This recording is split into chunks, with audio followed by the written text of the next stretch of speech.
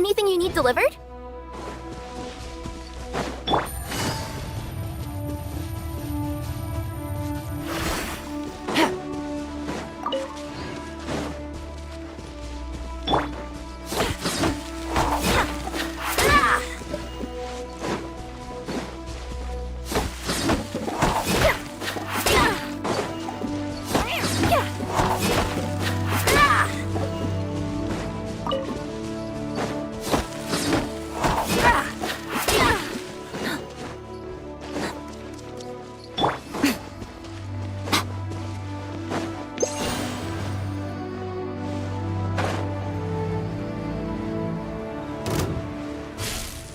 Right now, right here, right now.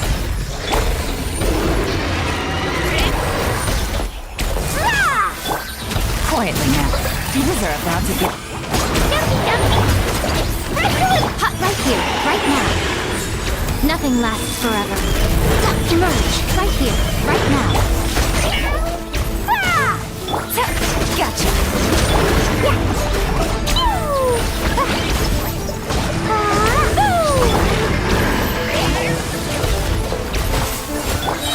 Busted! Game's up! Time's up! Boing, boom! Blazing to life!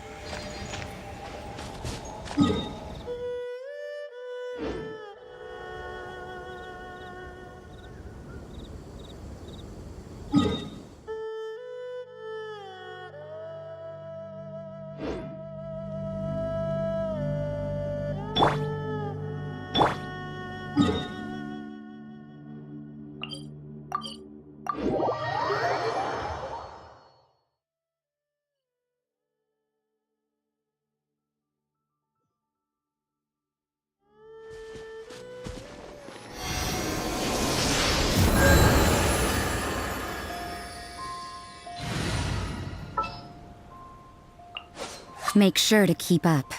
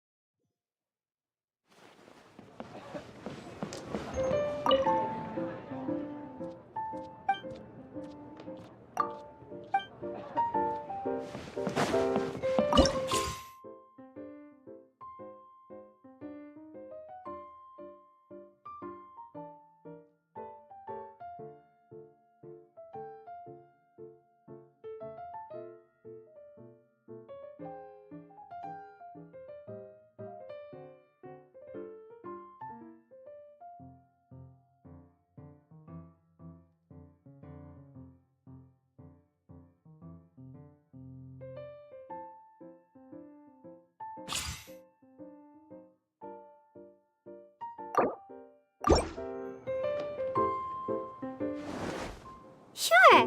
Let's find out.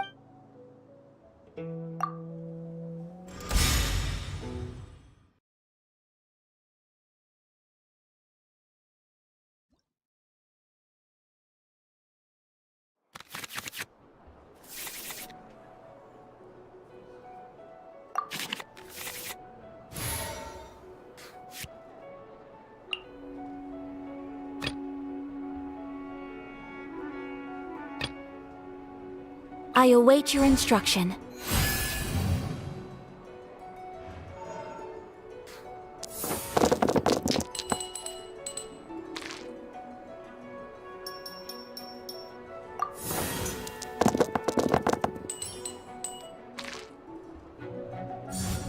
You stand condemned!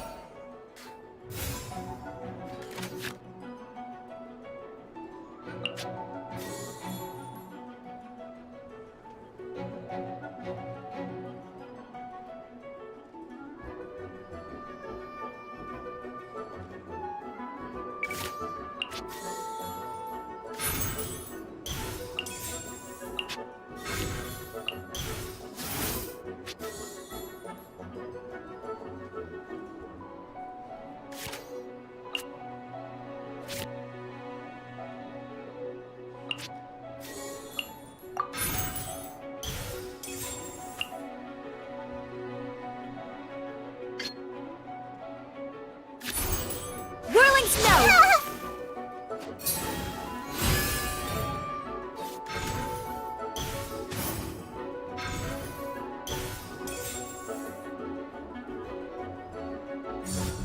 This might hurt a little.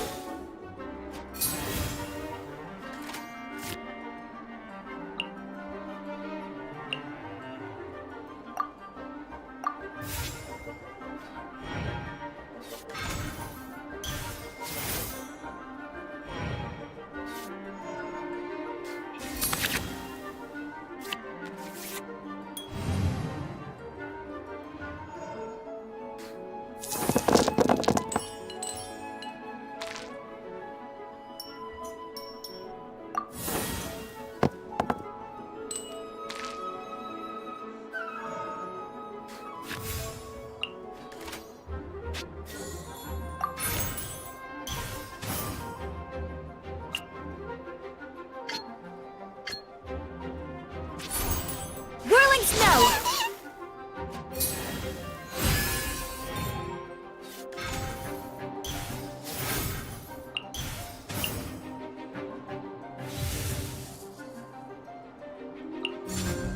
Grow!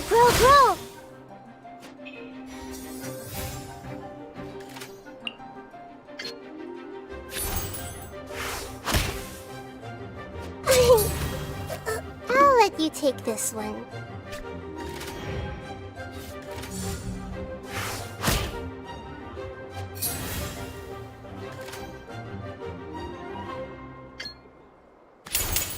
Kamisato art! Sometsu!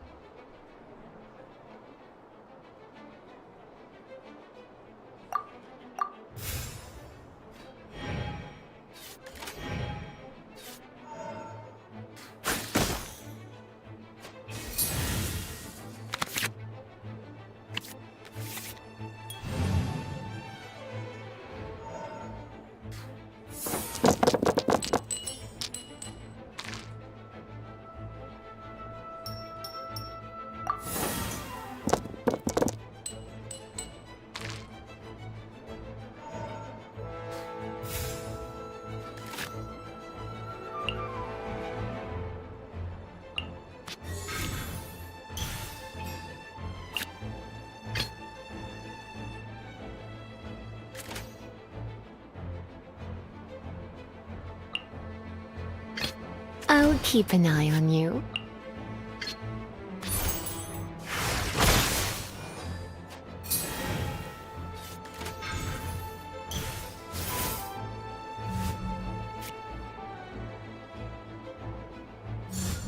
Be still.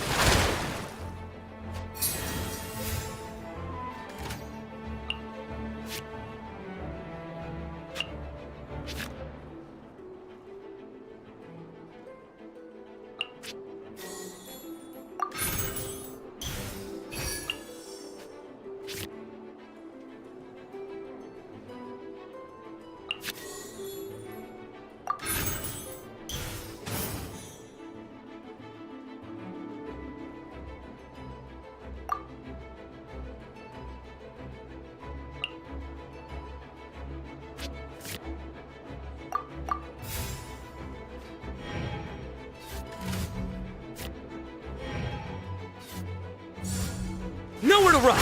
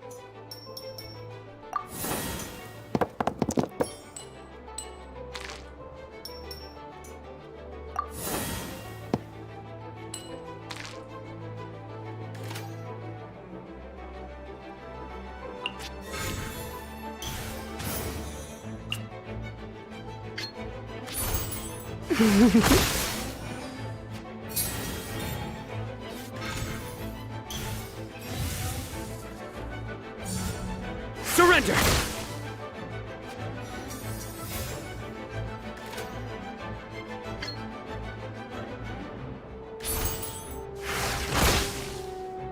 In death! Time to switch things up a little.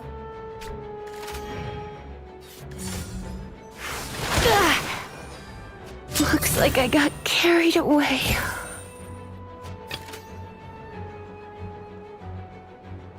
I await your instruction. Just as I anticipated.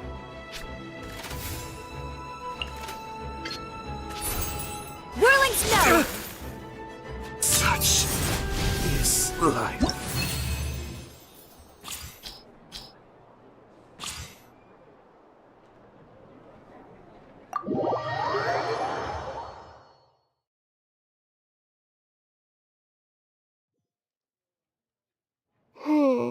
I'll need some time to figure out where I went wrong here.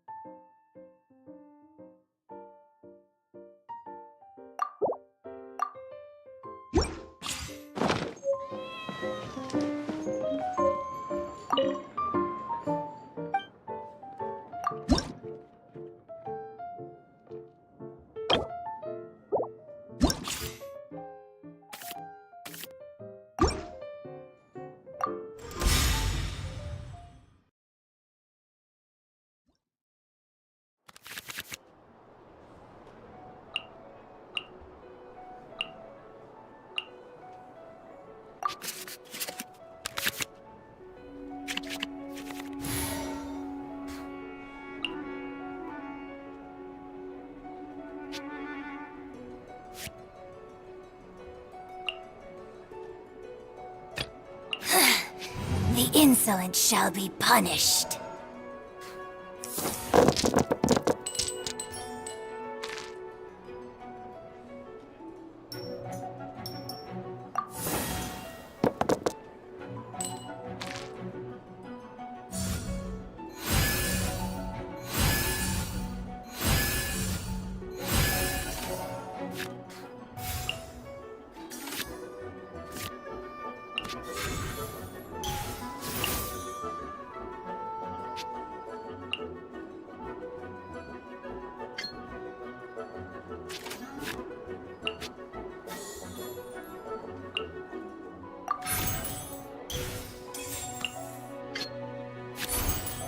No mercy!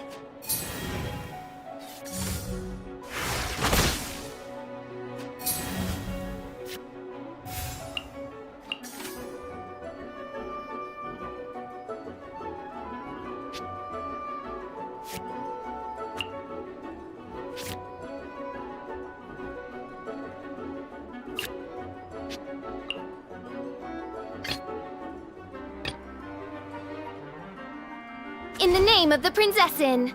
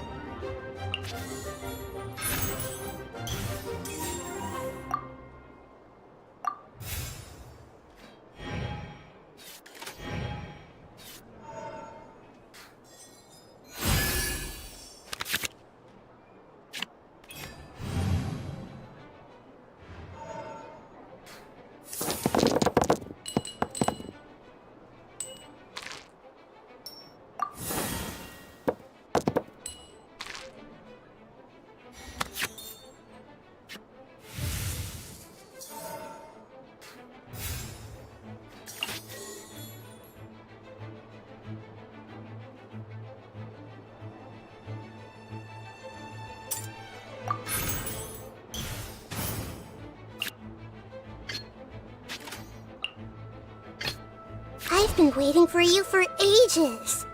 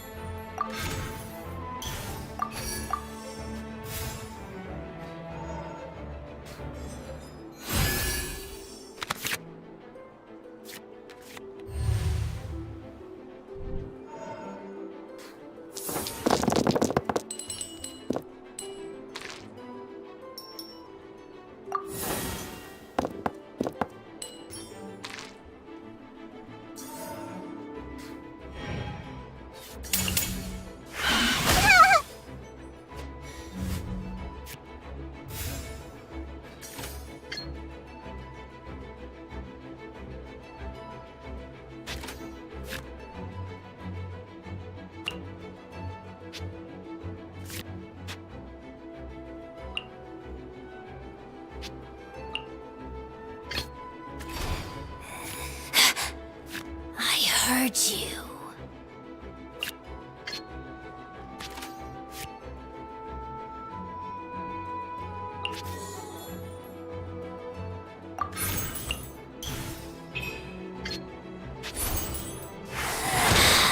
You can't hide.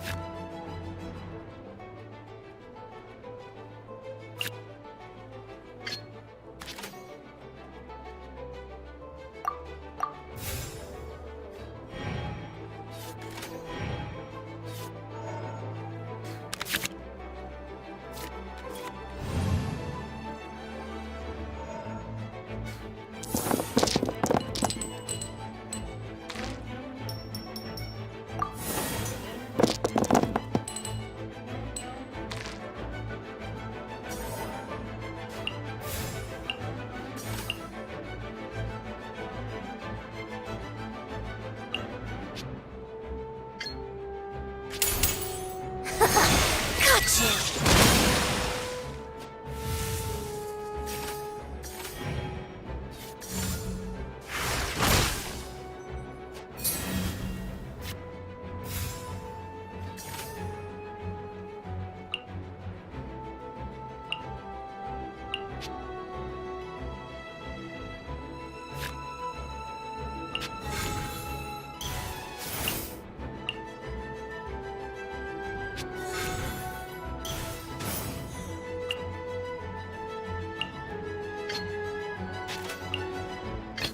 The threads of your fate lie in my hands. I summon thee!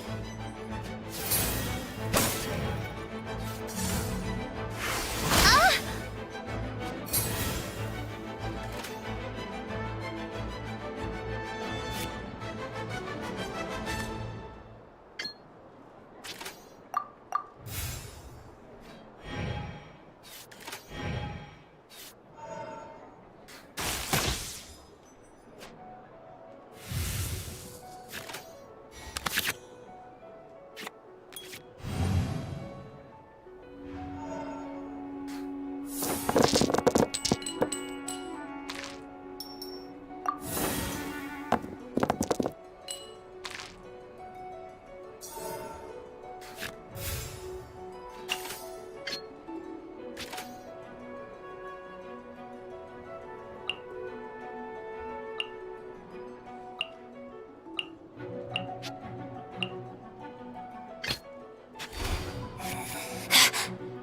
I heard you.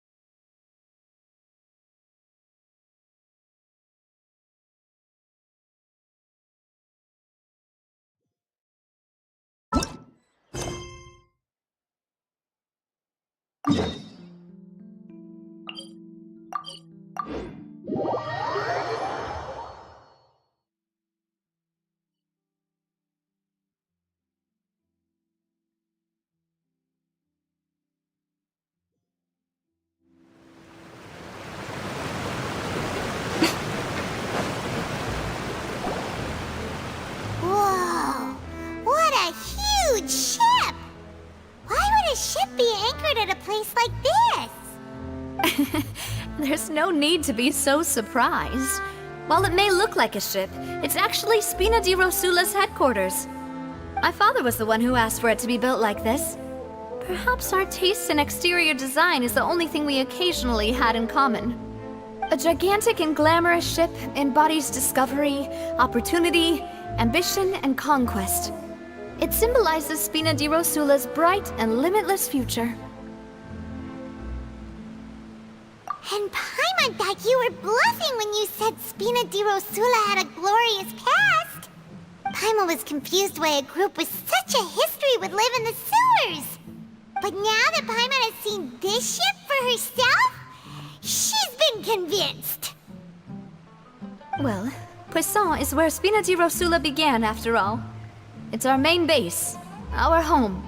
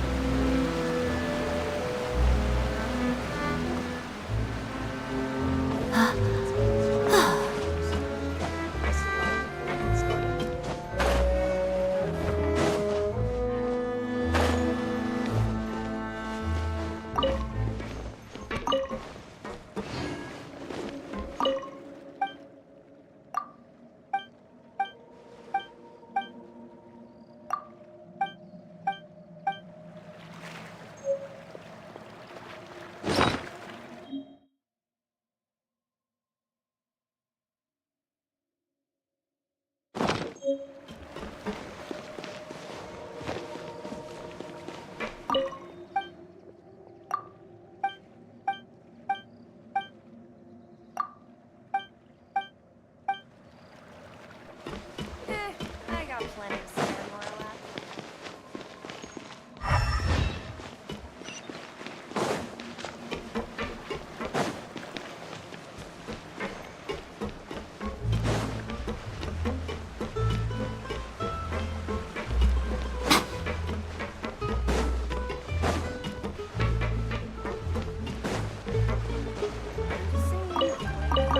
You're gonna get burned.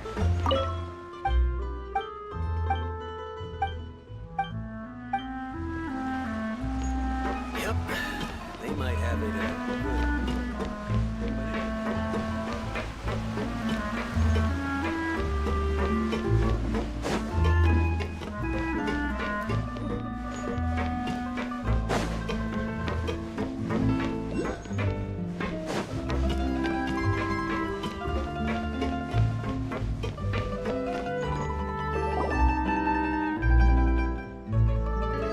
Maloose, we're back! Apologies for the wait, demoiselle, and our most important partners. You said before that you still had some business at the court. What brings you back to Poisson so quickly? About that. It's because my partner here reminded me of something really important. You see, what if my father's case had something to do with water from the primordial sea? You still remember, right, Maloose? On that night, it was raining? Yes, the case was quite similar to that of Mr. Linney's. Both were what you'd call impossible murders. Could you tell us a bit more about what happened before? Yeah, of course. Many years ago, something called synth began to gain popularity in Poisson. At a glance, it was a kind of drink that could excite your mood and produce many pleasant hallucinations. Wait! Didn't that guard guy who turned into water also mention that the primordial water could be used to produce some kind of potion? Yes, he did. Considering what we know now, it's almost certain that synth is created using water from the primordial sea. If you drink synth for an extended amount of time, you'll suffer many side effects, such as losing the ability to focus or control your emotions. And if you were to stop drinking it completely, you'll experience flashes of paranoia and anxiety while lacking energy to do anything. It's an extremely dangerous substance. As he oversaw Poisson, my father was compelled to put a stop to synth abuse and called for a complete ban of it. Boss's uncompromising attitude incurred the synth vendor's wrath, but no matter how much they threatened or bribed him, he refused to yield.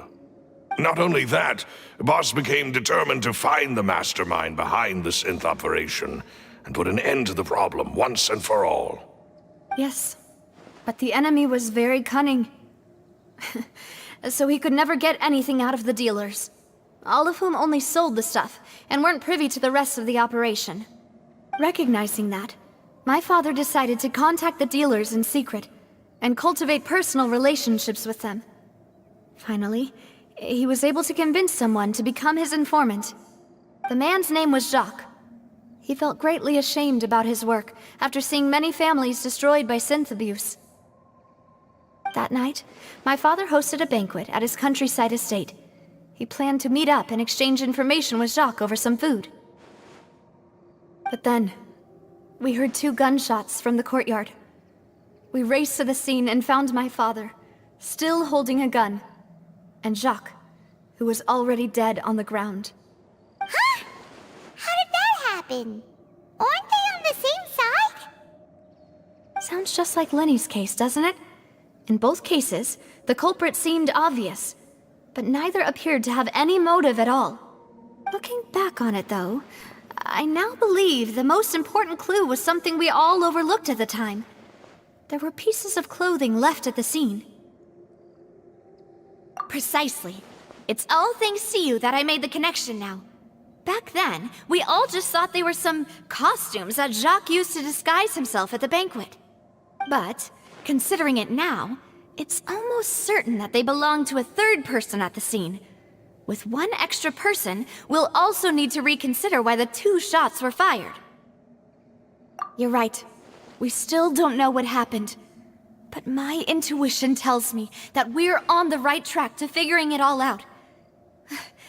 I'm finally headed towards the truth. Jacques was an empathetic man who was infinitely remorseful for his past actions. It's unlikely that he turned on Boss with 0 warning. I think this third person is probably the key to the full truth. On that note, however, even though this will not please you, demoiselle, as your and your father's butler, I must still offer a word of warning. Our opponent is insidious and cruel. They are extremely difficult to deal with, and Boss has already lost his life trying to bring them to justice.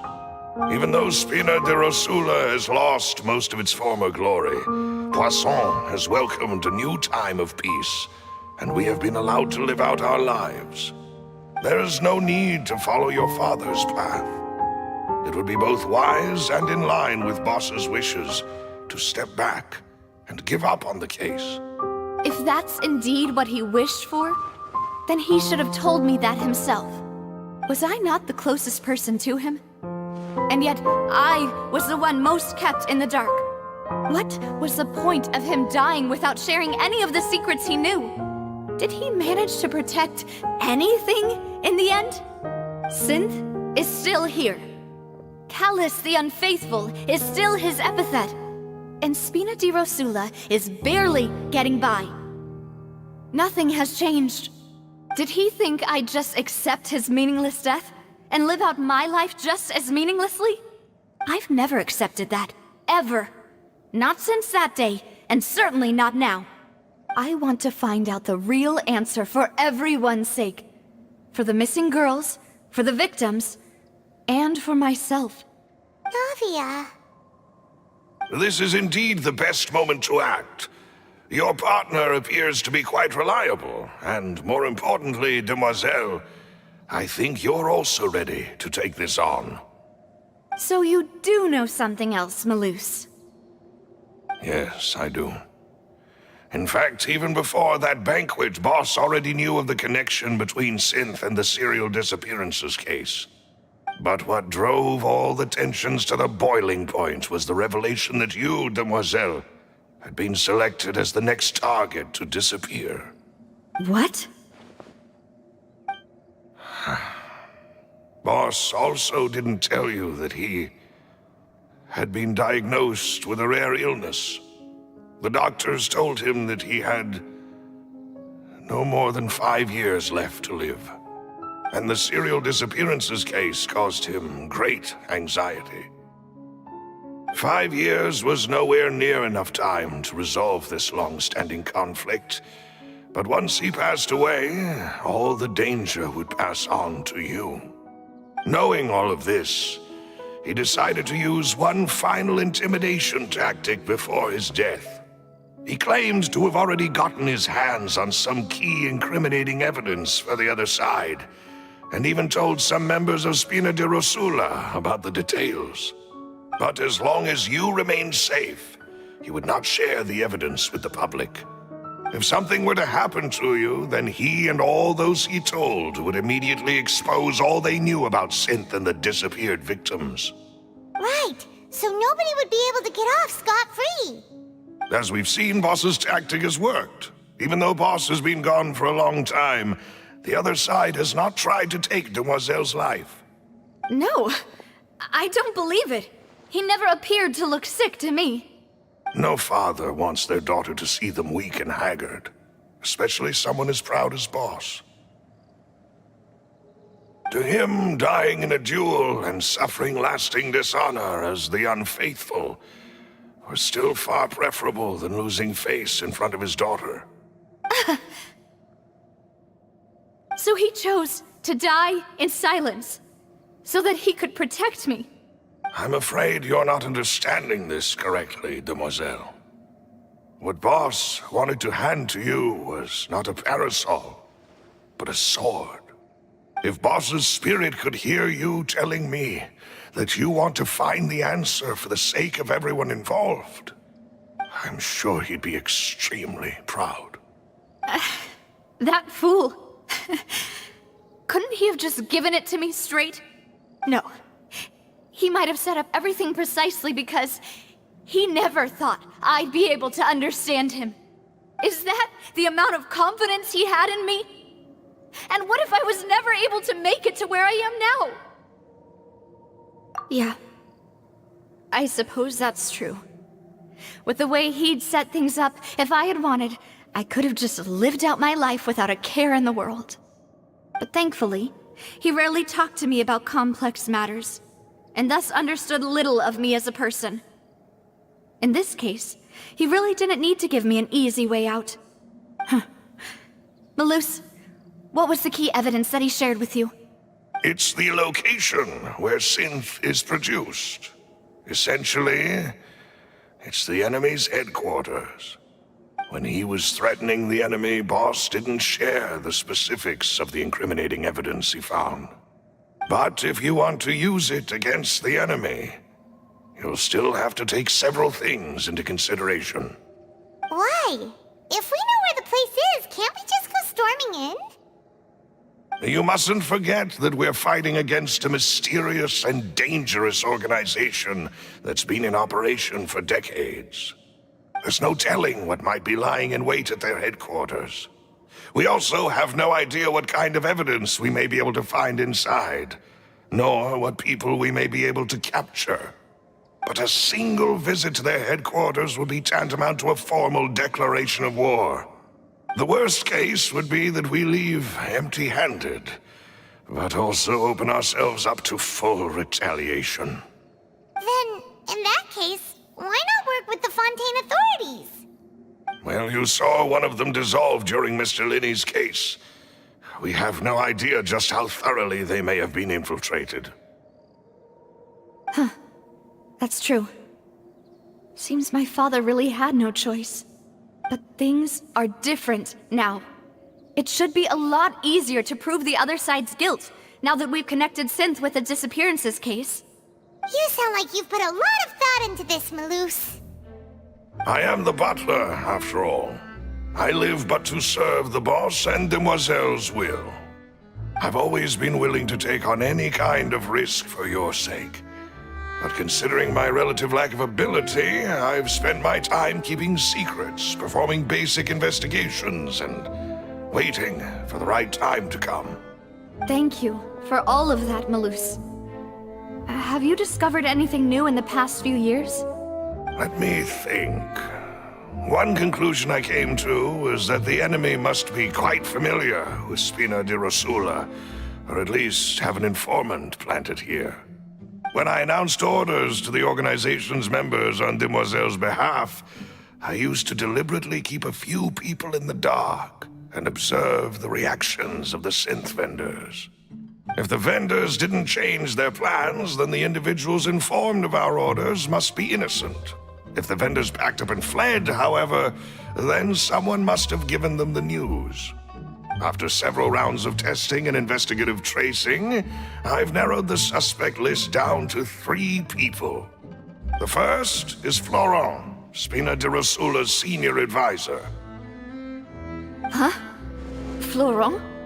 Yes, surprising, isn't it? He was one of the people Boss trusted the most, which also means that he was someone who understood Boss really well. Thanks to his position within Boss's innermost circle, he always knew our upcoming plans and could thus avoid capture this whole time. There's someone else like him too. Marcel, the head of Confrérie of Cabrières. Uncle Marcel. It's a guild in Poisson. Boss helped it to grow to its current size and prominence. In the beginning, they were only reselling some daily goods, but now they're one of the richest guilds around with a lot of business connections in the city. So, they're like a sister organization of Spina di Rosula? Yes, you can say that. When we were fighting against the synth dealers, they provided us with plenty of support. It's a bit difficult to imagine someone using their own money to hunt down themselves. The final suspect is Thierry, the man responsible for coordinating information between Spina di Rosula and the guards. Although the guards mostly leave us to our own devices, there are still many activities we have to report to the local authorities. Since Thierry is always in the know about our current activities, he could theoretically always plan one step ahead. I see. These are all people who I communicate with quite regularly. To think that the enemy we've been fighting against has been right next to me all along, among those I trust the most. It's almost too hard to believe. If you want to investigate them, please take every precaution to not alert the quarry. Judging from our experience, the enemy is extremely cautious. Of course. And thank you, Malus. You've provided us with a lot of great information. You're too kind, my lady. I'm just doing my duty. And before I forget, proving Boss's innocence would also mean clearing him of blame in Jacques' death. After that incident, Jacques' wife and daughter were taken into the Spina's care. They still live in Poisson today. If it might help, you could also pay them a visit. I can make the necessary arrangements. Aw, thank you so much, Malus. You really are the best. A new case awaits, my dear partner. I hope we can work together to uncover the truth and end this case once and for all.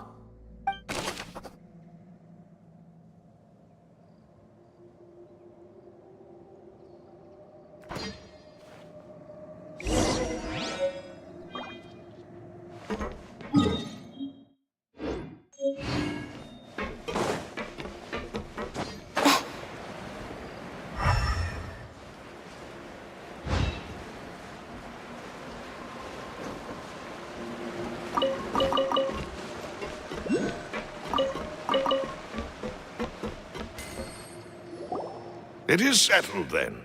Please excuse me, and enjoy your conversation at your leisure. Thank you for arranging everything for us, Malus. Excuse me, miss. Do you need anything from us? Hey, Navia's all quiet. This isn't like her at all. I'm sorry that I only came to visit after all this time. After what happened, I didn't know how I was supposed to face the two of you. Ah, if it's about that, there's no need to apologize. After my husband died, Spina di Rosula sent us a lot of mora and support. I understood your guilt and apology to be genuine. But aren't all of those things nothing compared to the loss of Jacques?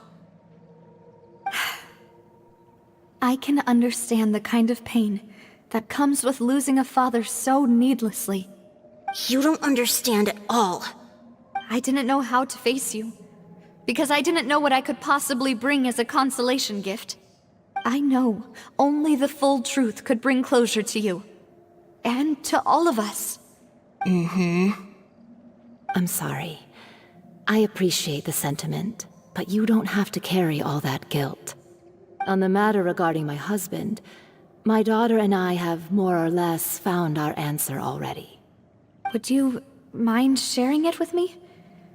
I really can't believe that my father could ever bring himself to shoot Jacques. I always knew that my husband's money was earned through others' suffering. He told me countless times that if he could turn back the clock, he would never go into the synth business again. He had many regrets, and felt that he took the idea of providing for his family too literally. For the longest time, he thought Mora was everything. So when Mr. Callis came to him with a proposal, he accepted it almost immediately.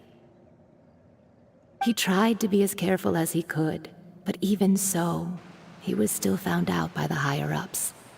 They found out about his betrayal?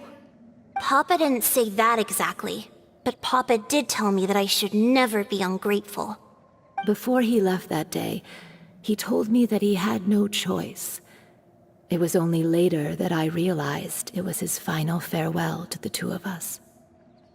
I don't know that for sure, but you could say that's the conclusion I eventually came to. Which is why I'm the one who should feel guilty. Callis had always taken great care of us, both when he was still alive and after he passed away.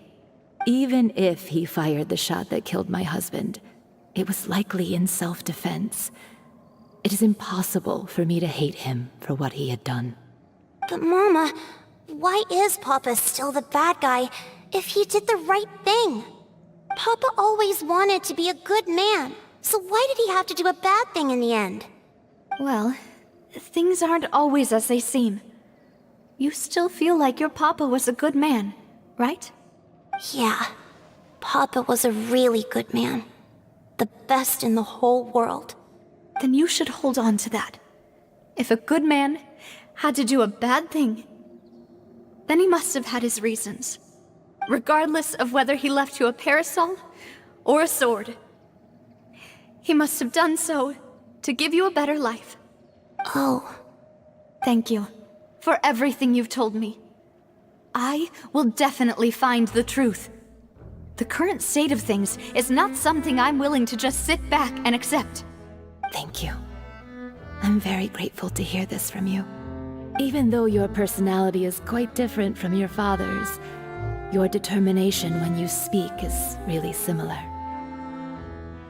You really think so? That's the first time anyone said that to me.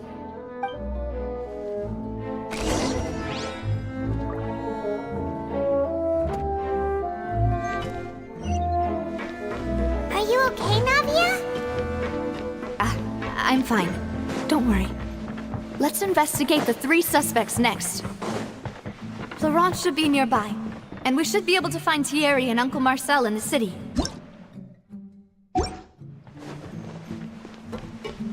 I'll get myself together on the way. So, please... Greetings, boss. How may I be of assistance today? I'm sure you've heard about what happened at the Opera House?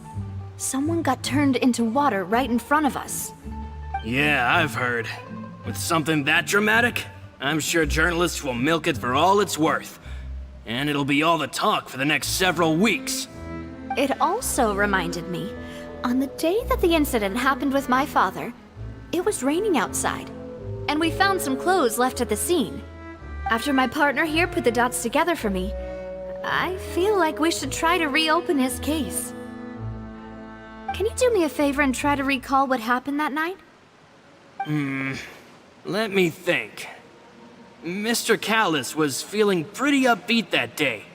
So he was drinking and bantering away with us at the table. After that, he told us that he wanted to go get some fresh air. So we let him go without thinking much of it. Who knew that we would hear 2 gunshots ring out right after? My first reaction was that Mr. Callis's life was in danger. So I grabbed my holster and made a mad dash toward the scene. But when I got there, it was already too late. Mr. Callus was standing over a dead body with a gun in his hands. All we could do was look back and forth at each other, not knowing what to say. So you also remember 2 gunshots then? Indeed. The guard said that the first shot didn't hit anyone, while the second killed Jacques. But I've never really bought that explanation. Reason being, Mr. Callus had left his gun on the table. I even made sure to confirm that before running to the scene. But according to the guards, that doesn't mean he couldn't have had other guns on his person. About the clothes left at the scene that you mentioned, do you think there was a third person there who was turned into water? At least from our perspective, my father had no reason to kill. So he would also have no reason to bring an extra gun with him. The gun he was holding probably belonged to Jacques, or a third person on the scene. Yeah, that makes a lot of sense. So you're saying Mr. Callus ended up with the gun because he seized it from one of the other guys? But hold on. If that's what had happened, then why didn't he share the truth with any of us? He didn't even want to face the Oratrice machine, and chose instead to prove his honor in a duel. Did he lose all faith in the courts after seeing someone dissolve right in front of his eyes? About that, Malouse told me a thing or two. So, I think I can understand why he committed to the duel. I'll tell you everything, once the whole truth has been revealed. I understand. Then, I'll leave Mr. Callus's honor in your hands, boss. And if I may just say one more thing.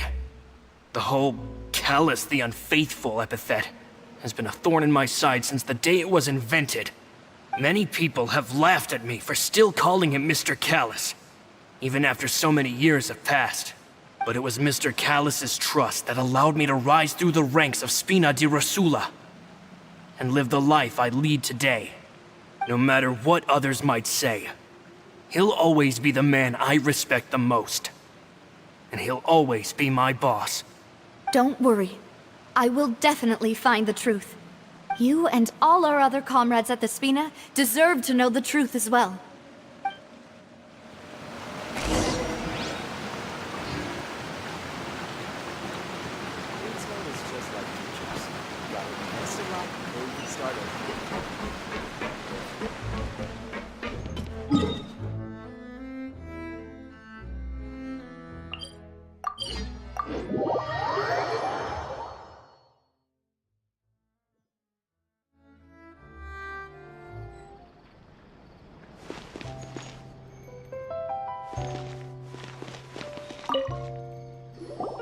Hey, Thierry!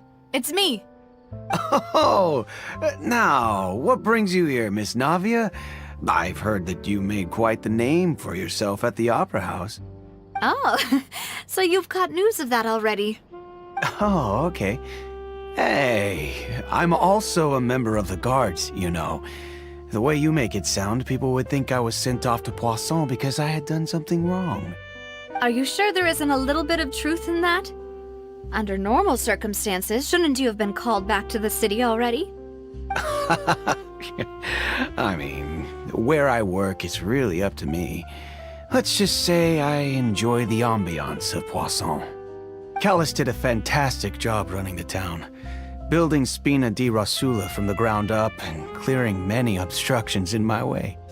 It would be next to impossible for me to find a similarly easy but high-paying job in the city. Anyway, enough chit-chat. Are these 2 friends of yours? You, here for some formal business? Yes. These 2 are my partners. What happened at the Opera House made us realize that Linny's case, and my father's, may be related. We're trying to reinvestigate the details of my father's old case. Ah, I get it. You think there might be more to the case now that we know people can be dissolved into water, right? I was also flabbergasted when I first heard of it. If you want to go through the original files from your father's case, I can help you look for them. That'd be much appreciated. Thank you. Actually, I have another question. Do you have the authority to dispatch Gardamex? Of course. Without them, I couldn't possibly handle Poisson on my own. Why do you ask? We definitely can't use them to forcefully get more evidence for your father's case. Well, you see, just recently, we were attacked by a horde of unnumbered Gardamex in the city. So, if you hypothetically wanted to do something against me, all you would need to do is get rid of the mecha serial numbers and send them after me. Then you think too highly of my abilities. Dispatching mecha is very different from controlling them.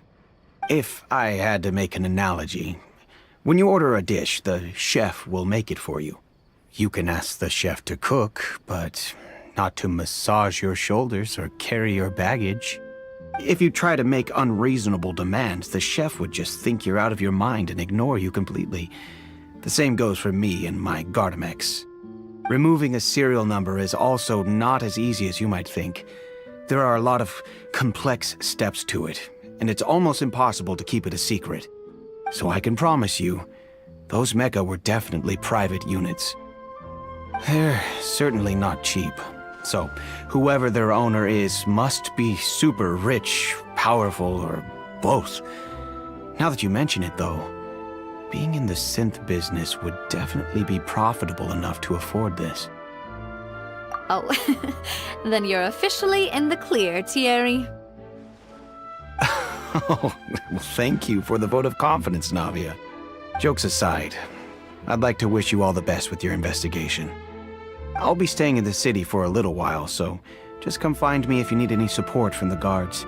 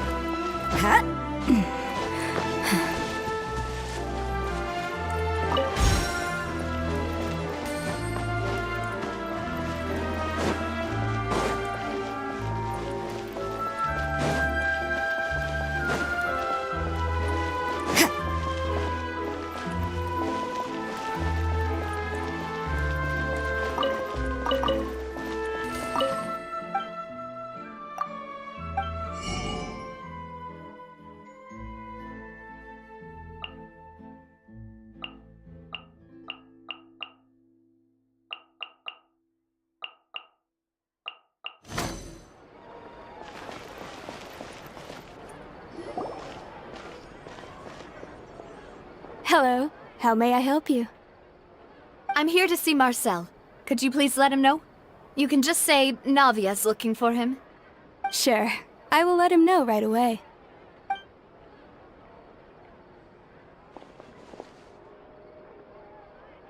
Ah, Navia, hello. Sorry to keep you waiting. I'm not as young as I used to be, so my legs are giving out a bit. Oh, it's all right, Uncle Marcel. There's no need to stress. I just wanted to talk to you briefly about what happened in the Opera House. I'm sure you saw everything too, right? Yes, I've never seen anything so strange. Oh, you were at the Opera House too? That's right. I went there with Navia to see the magic show. Who knew it would turn into a whole murder mystery? I also witnessed your marvelous sleuthing work. Quite impressive. To beat the Hydro Archon at her own game on her own turf, I can already imagine everyone in Fontaine discussing your exploits over a few glasses of wine. Oh, Paimon doesn't want to become the talk of drunkards. Apologies. It's just how Fontaine is as a nation. Everyone loves drama and theatrics. Uncle Marcel, you've also noticed that other thing, right? The fact that humans can dissolve in water?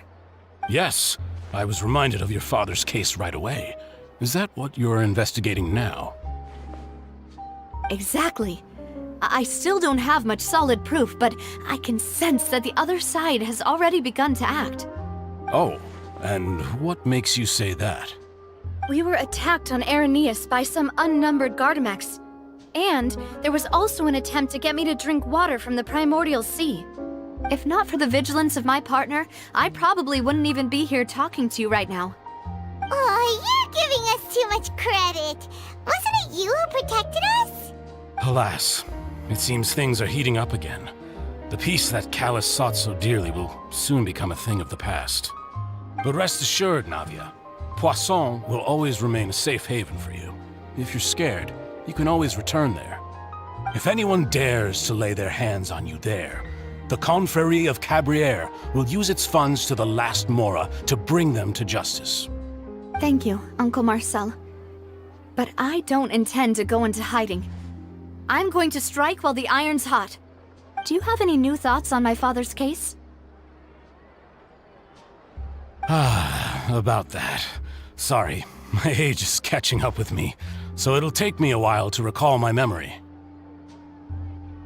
The Confrérie was responsible for that banquet, so I was out and about the whole time making sure things were running smoothly. I didn't even have the time to drink with the guests. Then I heard the sound of a gunshot, and the rest was history. Oh, it's okay. No need to push yourself. We'll ask around some more, see if there are any valuable clues elsewhere. Sounds good. Just let me know if you ever need Mora. All my wealth comes from Callus's patronage and support. I'll spend however much it takes to clear his name.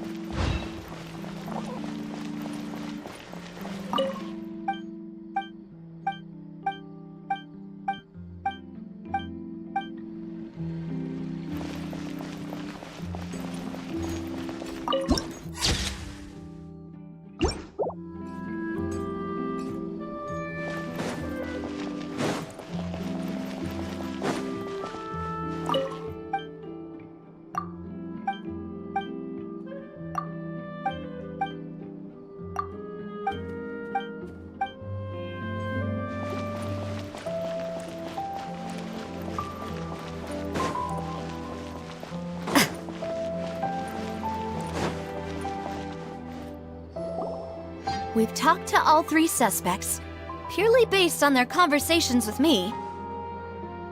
None of them sounded particularly suspicious. I suppose that's to be expected, though. If a single conversation's all that's needed to find them out, then my father wouldn't have needed to investigate the case for so many years. Anyway, even though we didn't make a breakthrough, let's still compile what we were able to find. But where should we start? Ah, you're right! Flora mentioned that Callus probably only ended up with the gun because of circumstance. That makes sense. According to Jacques' family members, he already told them that he had been discovered, and that he had no choice before he left home that day. If I had to guess, he probably received an order from the synth boss to kill my father. Had he refused, he and his family's lives would have been forfeit. So, Jacques fired the first shot? Oh? And why is that? Ooh, that's a good point. Jacques probably already knew that he was just being used as a tool for murder. And once he had completed his mission, he'd be of no more use to his boss.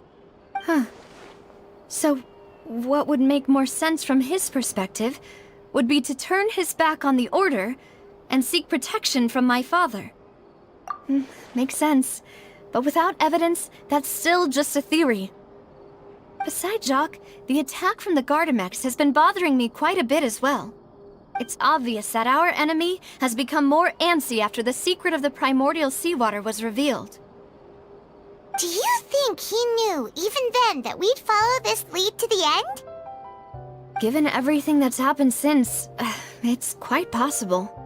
But who among the 3 suspects would have the ability to control privately owned Gardamex? Uncle Marcel?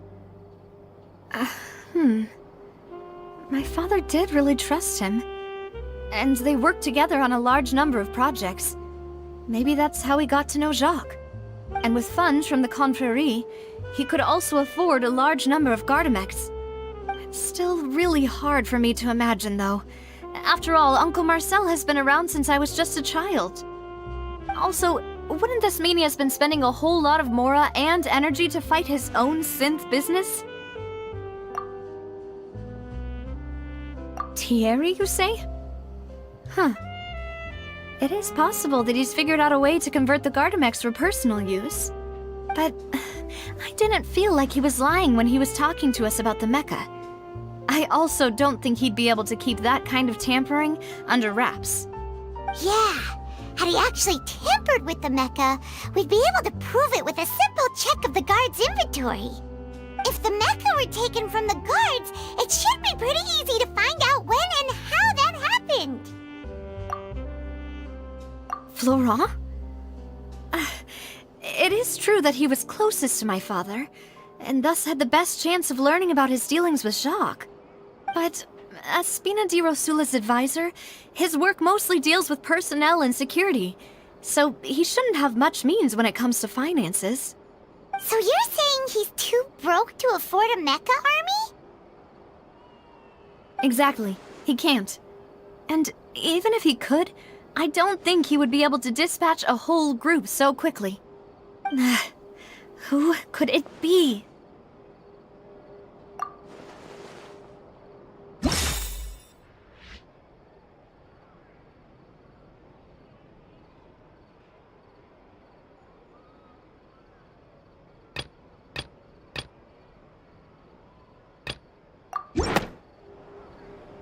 You know, if you think everything through, Uncle Marcel is indeed the most suspicious of them all. Could we be missing other suspects? Malus didn't know about the people turning into water thing when he narrowed it down to these 3, did he? Malus has always been very reliable, and his judgment of others' trustworthiness has been fair and well considered. When he laid out his case for the 3, the rationale he gave me made a lot of sense as well. The suspect is knowledgeable about the Spina's internal affairs, has the means to dispatch mecha to assassinate us, and possesses significant intellect and foresight. Even if I don't want to believe it, I'm starting to see how things could all tie back to Uncle Marcel. Well, we still have another trump card on top of all the theorizing and speculating.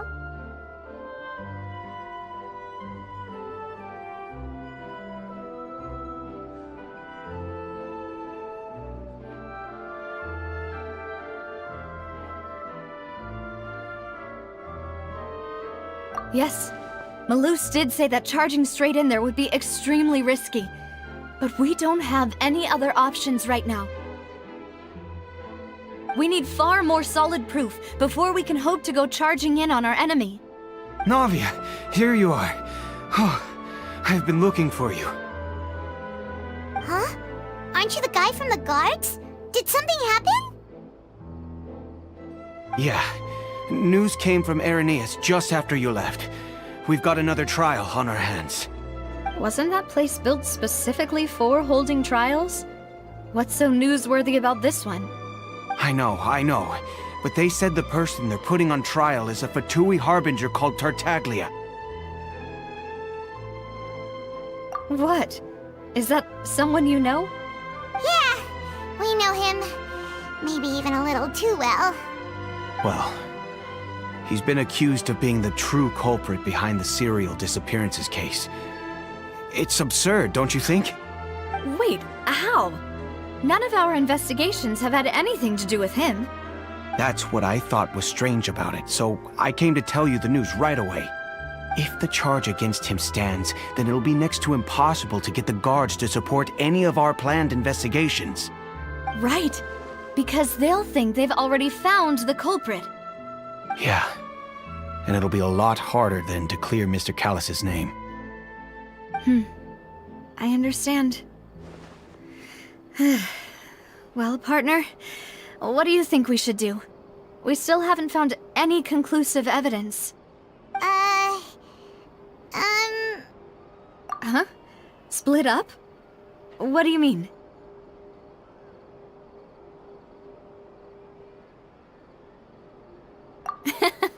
Just as expected of my partner. Since this is a trial about the serial disappearances case, the culprit's attention will be focused on Irenaeus, leaving his home base wide open. You're right. This is our best opportunity. All right then, let's do this. I'll stall them at the Opera House and charge Marcel as the true culprit. I won't have any chance of making that charge stick, though, unless we find more evidence. It'll be up to you to make it back in time and hand the decisive evidence to me. We'll help you, just like you helped us in Lenny's trial. Demoiselle, please allow us to accompany you. I'm ready. Ah, Malou, Silver. When did you two get here? We heard that you'll be leaving Poisson and figured that you might require our assistance. It's our hope that your confidence will be bolstered with the two of us by your side. Thank you so much. Then, let's make haste for Irenaeus. Paimon, Traveler, I'll see you at the Opera House. See you then!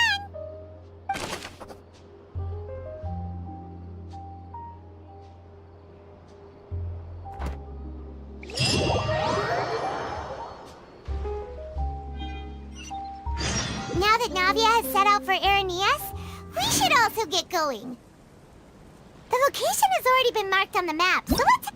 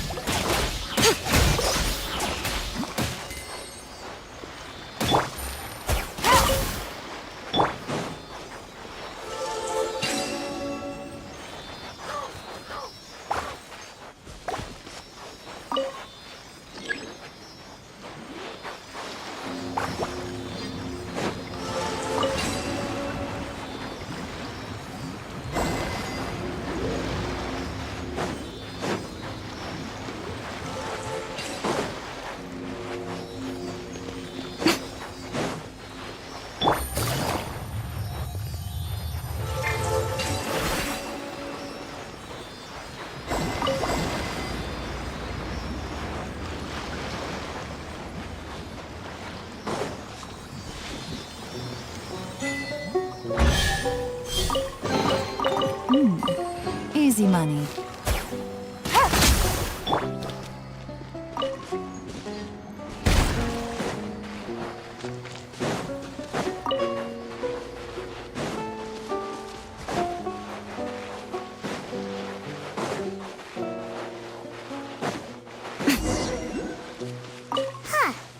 According to Malusa's info, the synth production base is underwater. Let's go and try to find the entrance.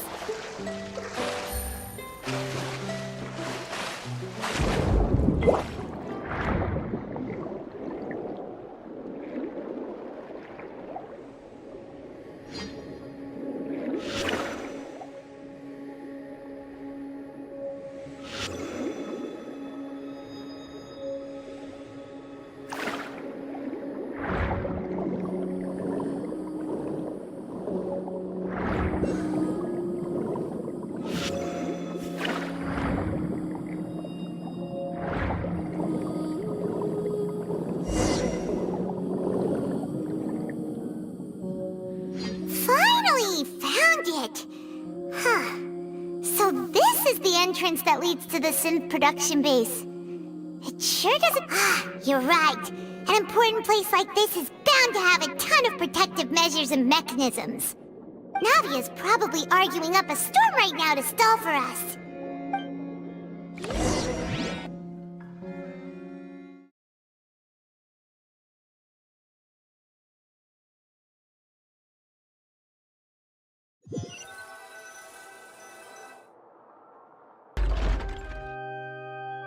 It would appear that I must repeat my question again, Mr. Tartaglia.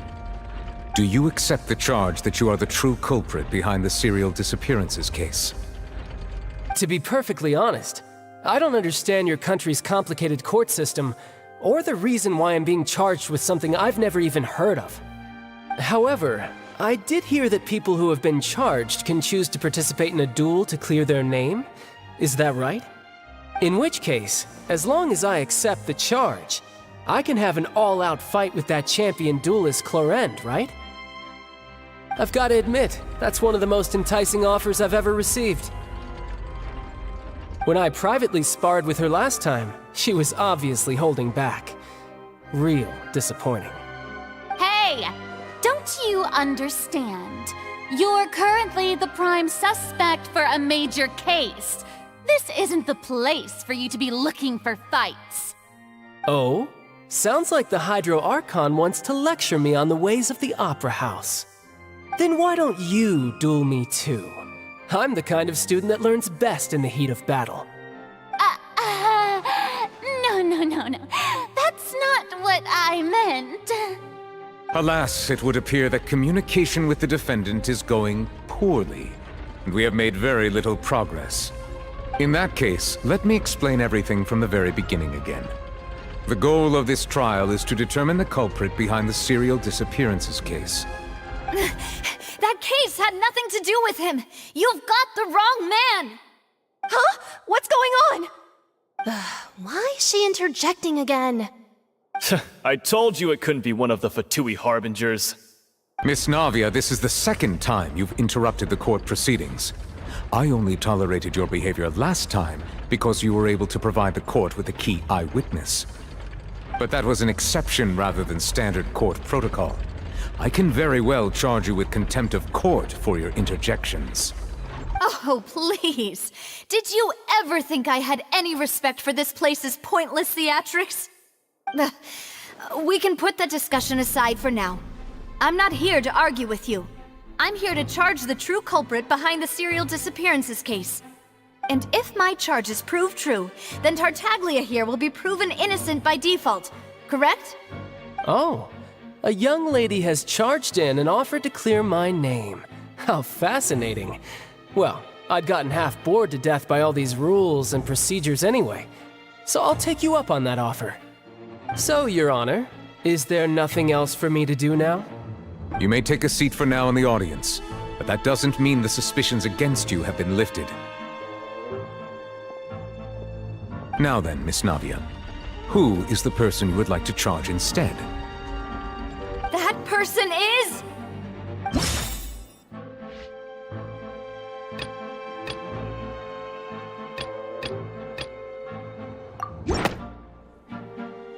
Marcel, the head of Confrérie of Cabrières! Huh? What confrérie?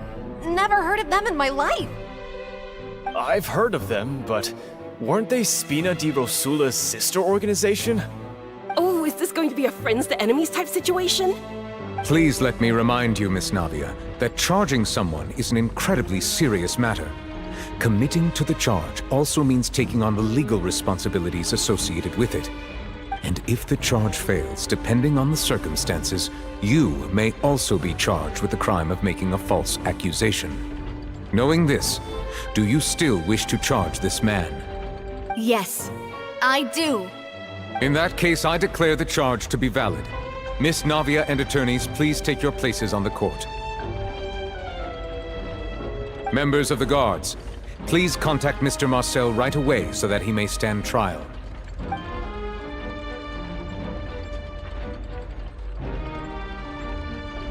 Mr. Marcel, you will not require an attorney. Is that correct? Apologies. It all just happened so quickly. I still haven't figured out what's going on. I think an attorney won't be necessary. This is probably just a misunderstanding between me and Navia. Very well. In that case, since both sides have now arrived, Miss Navia, please present your charges.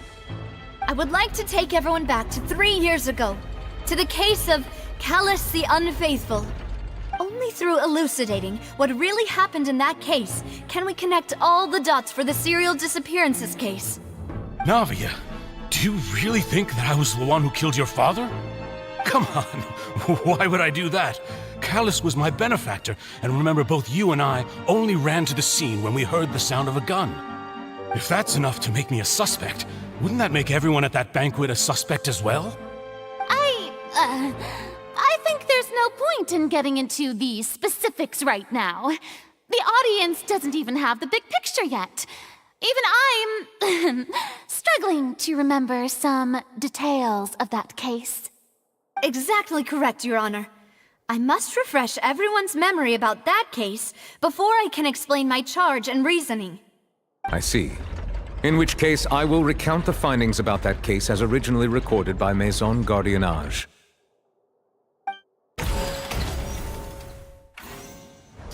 On the day of the murder, Spina di Rosula hosted a large banquet in a countryside estate owned by the Confrérie of Cabrières. During the banquet, all attending guests heard 2 gunshots from the courtyard. When the guests arrived at the scene, they found the primary suspect, Callus, holding a gun, while his acquaintance, Jacques, lay dead from a gunshot wound. The guards' investigation did not recover any other firearms from the scene. As a result, they concluded that the suspect's first shot must have missed, while the second must have taken Jacques' life.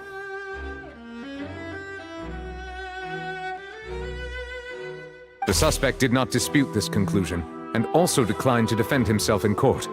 Instead, he chose to prove his innocence through a duel. Callus was defeated by champion duelist Clarand in the ensuing duel, and soon succumbed to the injuries.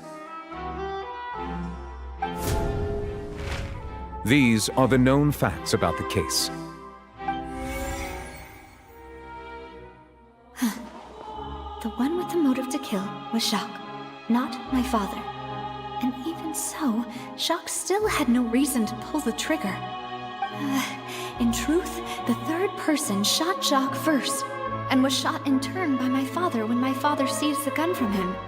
After that, the true culprit turned the third person into water, erasing all traces of him from the scene. Thank you for the summary, Your Honor. Of course, the guard's conclusion appeared quite sensible to us at the time.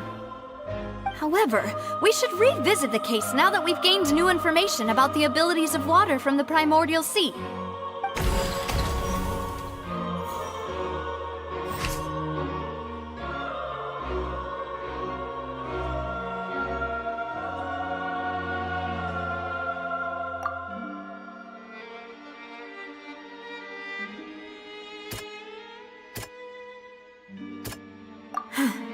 Something's...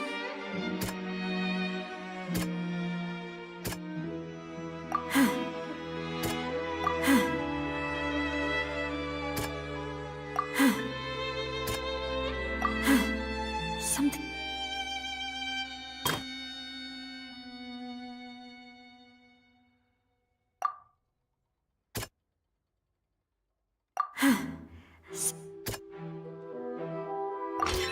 The testimony of the victim's family confirms that Jacques had thoughts of assassinating Callus when he set out for the banquet. However, in the end he reconsidered, and instead shared everything with Callus, hoping to seek the latter's protection. Unfortunately for Jacques, the true culprit had already considered this possibility, and had sent out another assassin.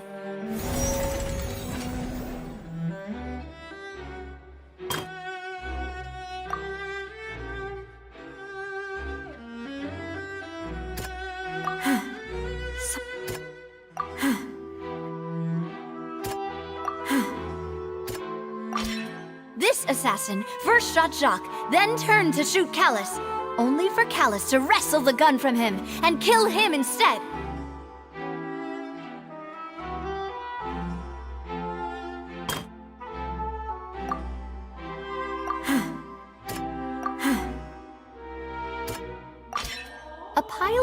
clothing was found at the scene.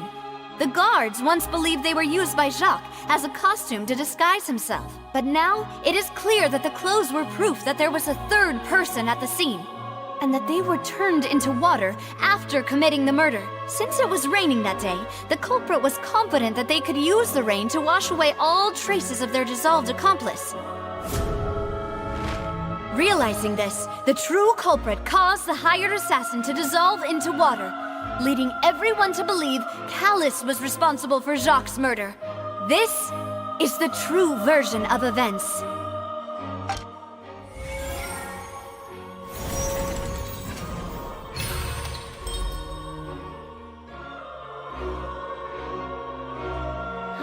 So that's what happened.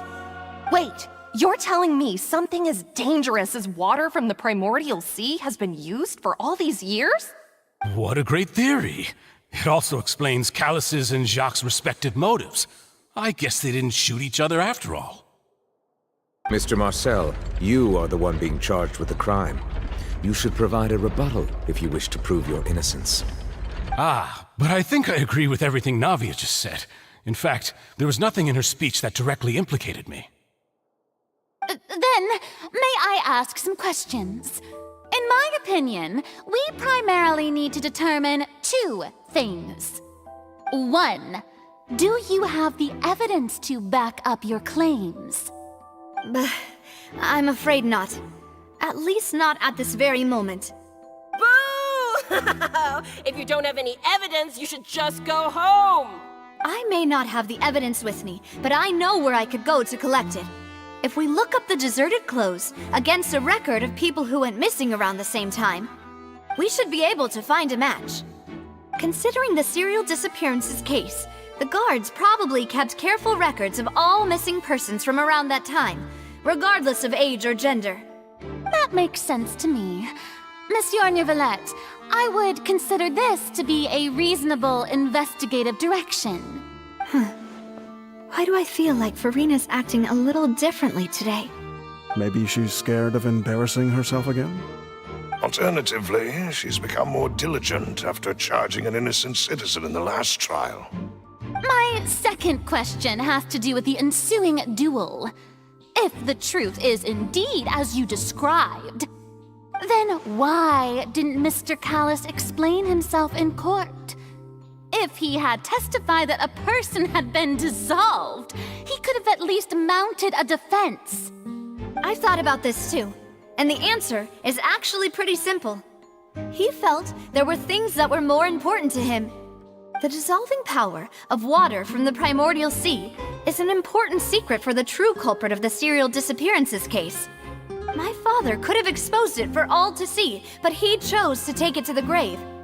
At that time, Spina di Rosula was in dire straits, and his reputation had already been shattered.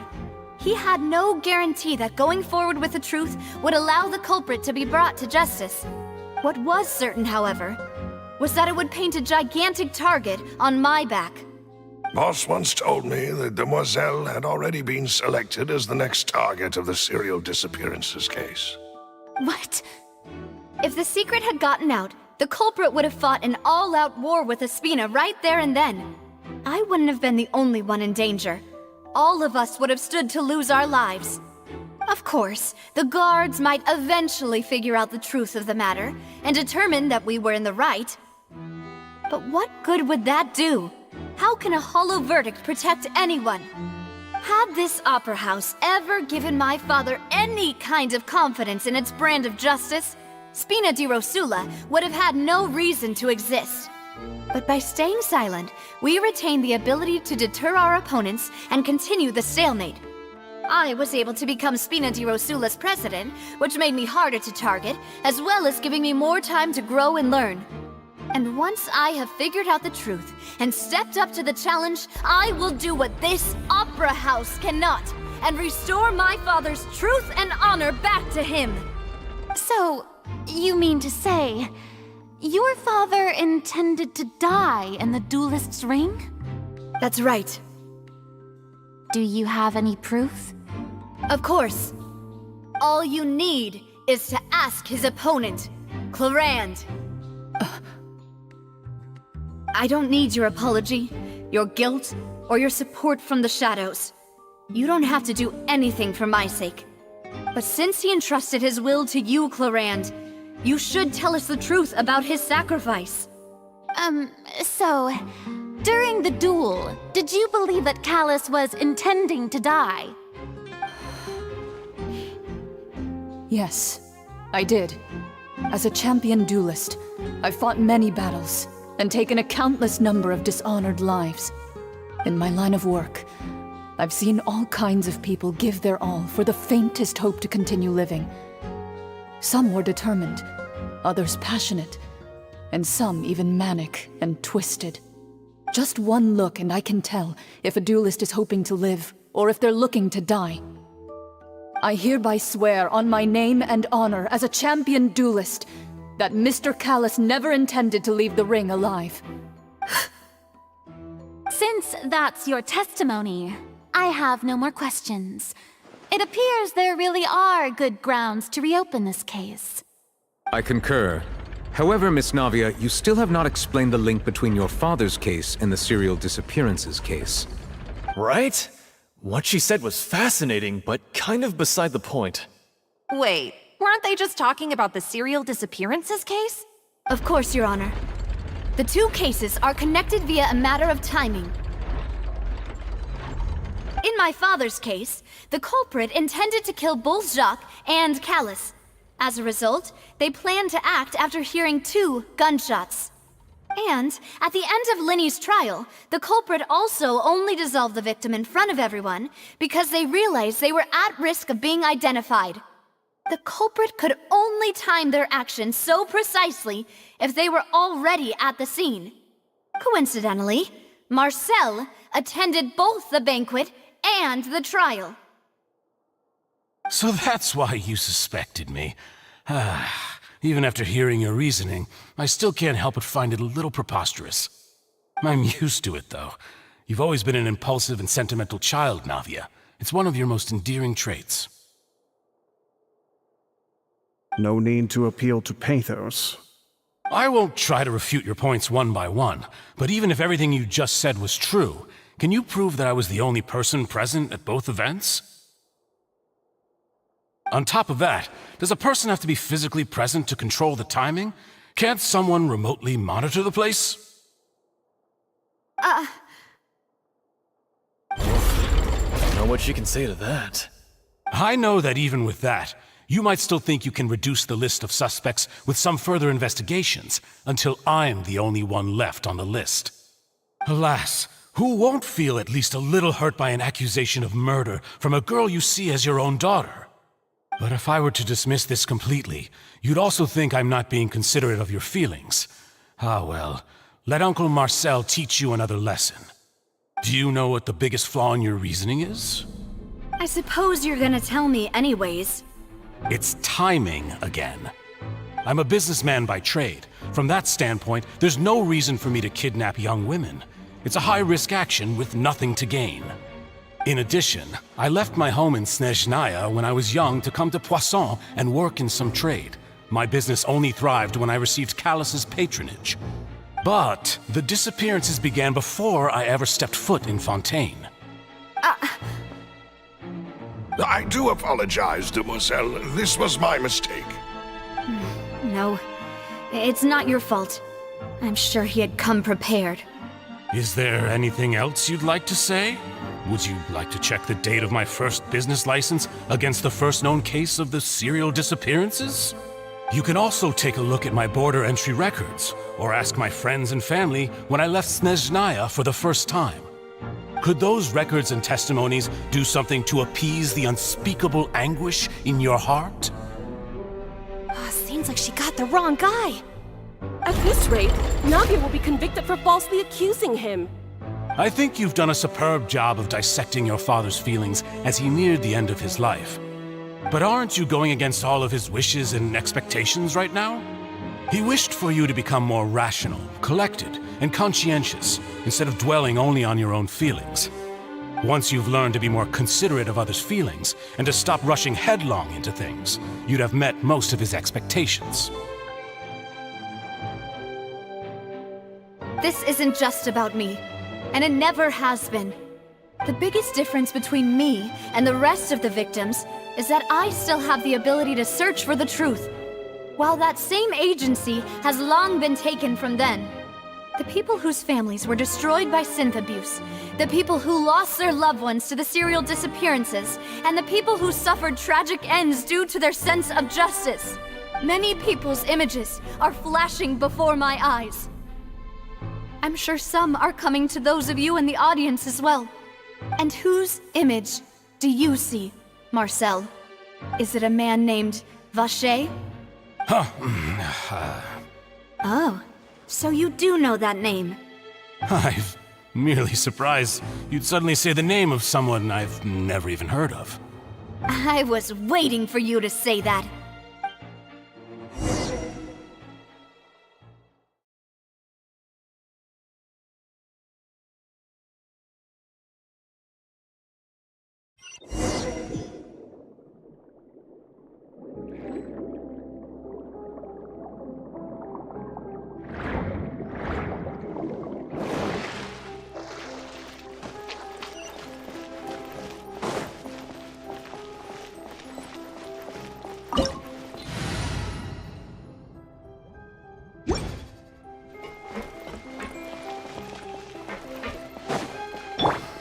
Emerge. Right here. Quietly now. Yeah! Pew! Punishment! Things are about to get tight. Emerge. Is that okay? Right now. Right here. Whoa! The floor is going up! Is it because of this mechanism in the middle? That guy really prepared a lot of stuff for this place.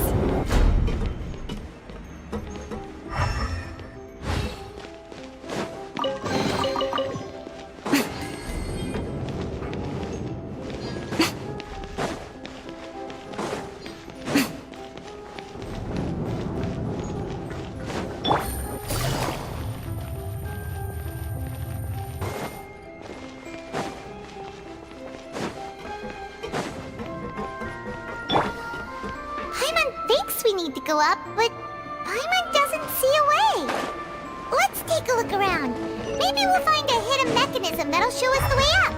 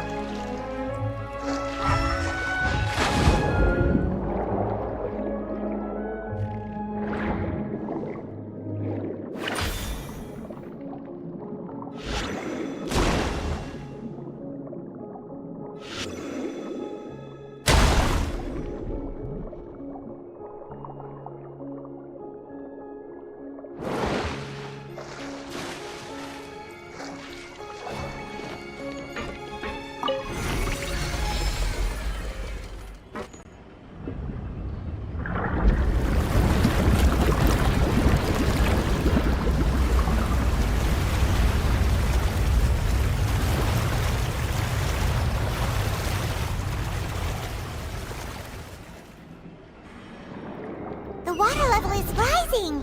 Now we can swim to the top! But this is still a ways away from where we need to go.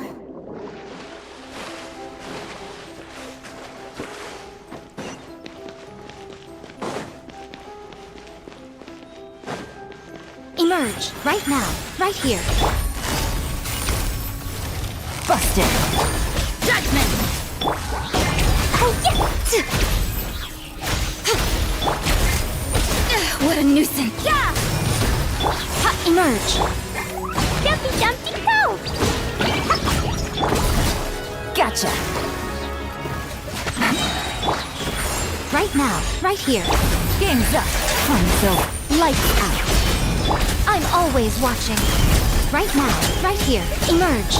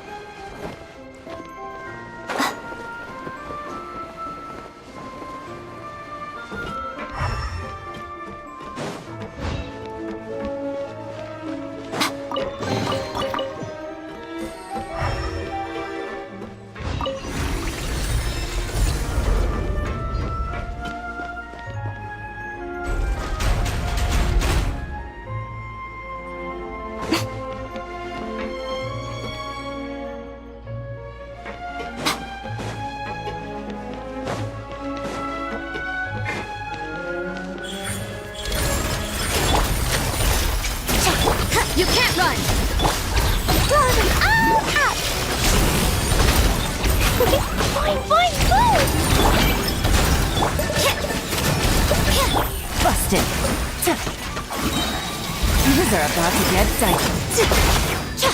Shiver!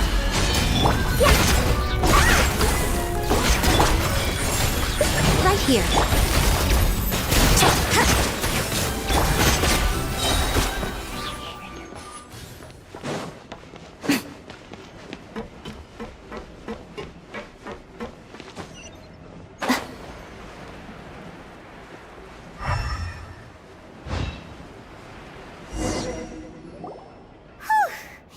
After all that, we finally made it to the innermost sanctum. Though, as expected, the mastermind isn't here. That's right. Then let's hurry up and find some evidence so we can get back to the Opera House and help Navia.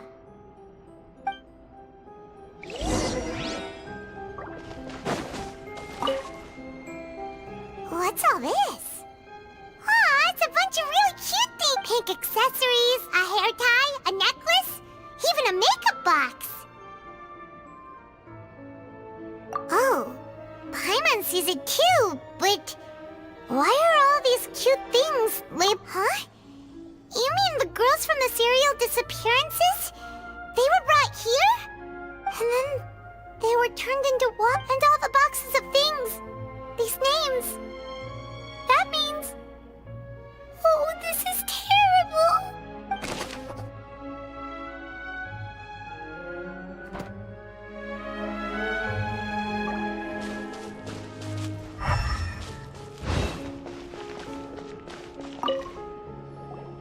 Whoa! There's so much synth here! And so many bottles of ingredients that probably just contain the waters of the primordial sea. Mixing in progress? Ready to drink? Stock sample? Huh. They've also got all the synth pretty clearly labeled. Whoa, there's even fruit-flavored synth? Yep, it's super obvious.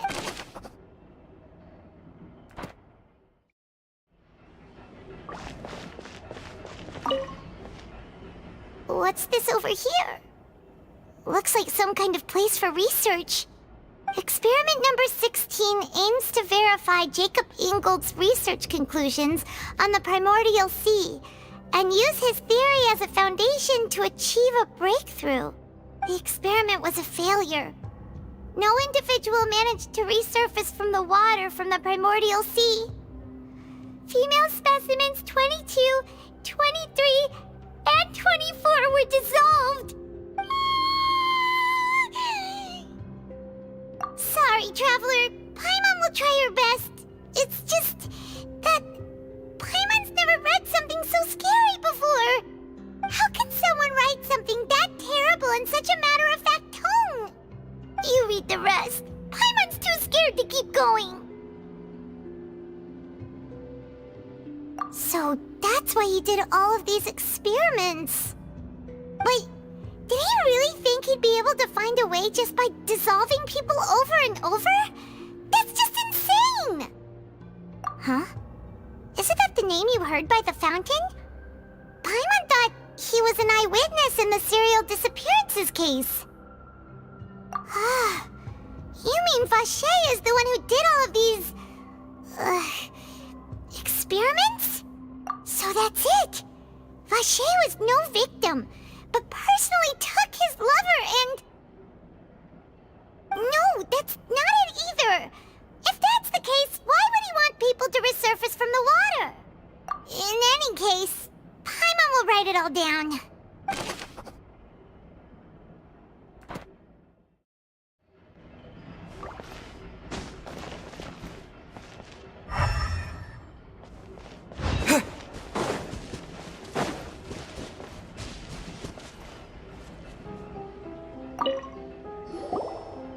What's written here? Nothing escapes Detective Paimon's eyes. Callus. Navia's father. Oh, this seems to be an investigation report on him.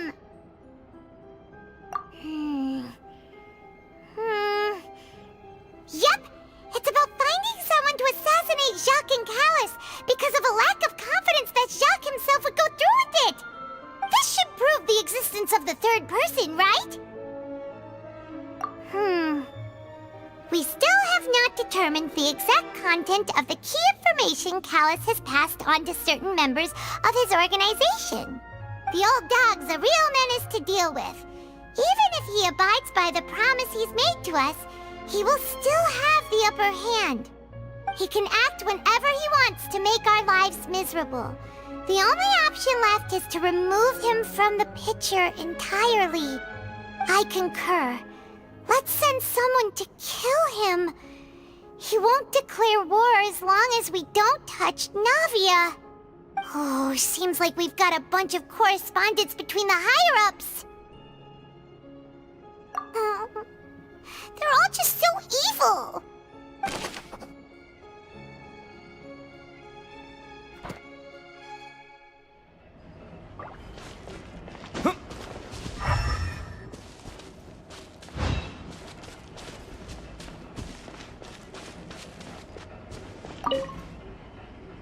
Oh, look!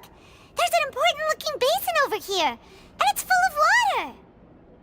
That means this is where they make all the synth! And that special water is the main ingredient! If you dilute it with normal water, you'll get synth, but the pure stuff can dissolve a human! Paimon will take notes on this incriminating evidence.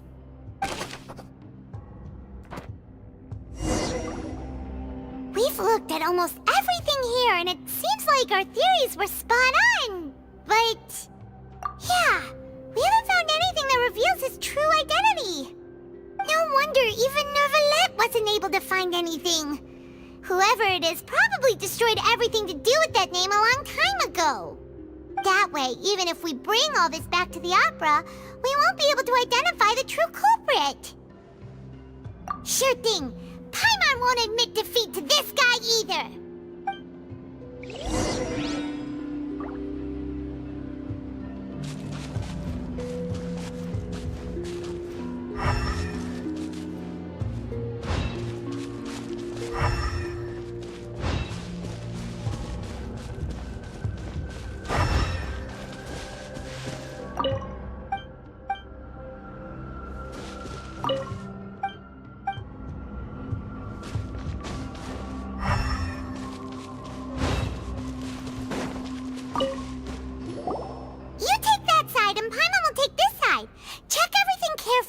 We'll find something for sure!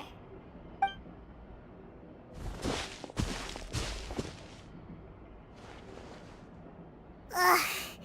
Nothing at all! And Paimon can't even find snacks either!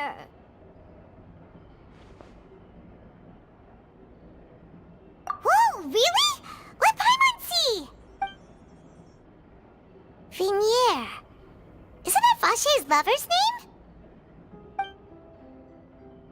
Then you found her diary!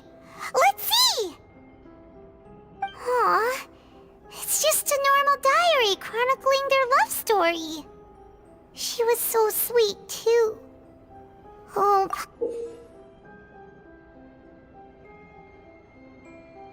So many! A whole page's worth! But they're all crossed out. Was she unhappy with all of them? The final name she decided on was Marcel. Wait, but Marcel's pretty old. Has this case been going on for so long that he's Vache and Vinier's grown son? Hey! Paimon still hasn't figured it out yet.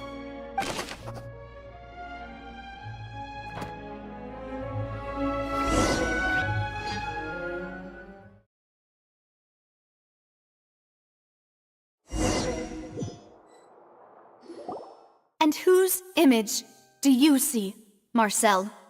Is it a man named Vache? Oh, so you do know that name. I'm merely surprised you'd suddenly say the name of someone I've never even heard of. I was waiting for you to say that. Navia! We're back! As expected of my partner. I just knew you'd return in the nick of time. Just how often do you intend to flout the rules of this court? It's all right, Monsieur Nervalette. Given their confidence, I expect they've found the crucial evidence.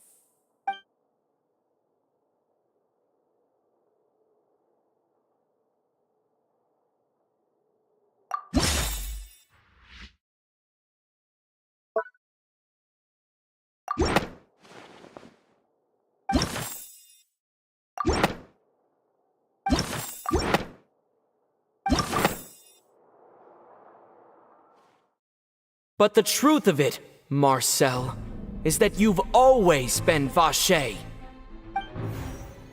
Huh? We've investigated your lair and we already know everything! After your lover, Venier, was dissolved, you kept abducting young women to experiment on the hopes of bringing her back to you! You even created Marcel as a new identity and destroyed all records of your past as Vacher! So that's it. Even the villains in opera performances rarely go that far. And with that, Marcel's motive has now been established. This information regarding your past also dismantles your prior timing defense. Well, Marcel, do you know where you went wrong? You fixated your gaze on the lover that passed away, instead of paying attention to the living people around you. So, you never noticed how we changed, or how we grew as individuals. You also never understood Boss's real expectations for his daughter. Or our determination to see things through. Your determination. Mr. Marcel, please speak up now if you would like to defend yourself. Otherwise, the trial will move on to the next stage. Do you really think I wanted to do any of this? Pay attention to you? What for? Have you ever paid attention to me? Ever empathized with my pain? Ever known how it feels to watch the love of your life dissolve right in front of your eyes? No one helped me. No one even believed me. All those decades ago, even the officers from the Maison Gardiennage were laughing at me. They said there's no way a human being can turn into water. So I must have gone mad from grief. Vinier's death was brushed away by all of you as if it didn't matter at all. Well, now you know, don't you? Ha! Well, it's too late now. All those who were dissolved are gone forever.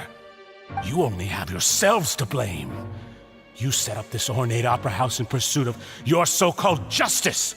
Your beloved drama, while turning a blind eye to the suffering of the people. Venier is dead. We promised each other that we would always be together. Wherever she goes, I will follow. But I'm not from this blasted place, so I can't be dissolved, no matter what I do.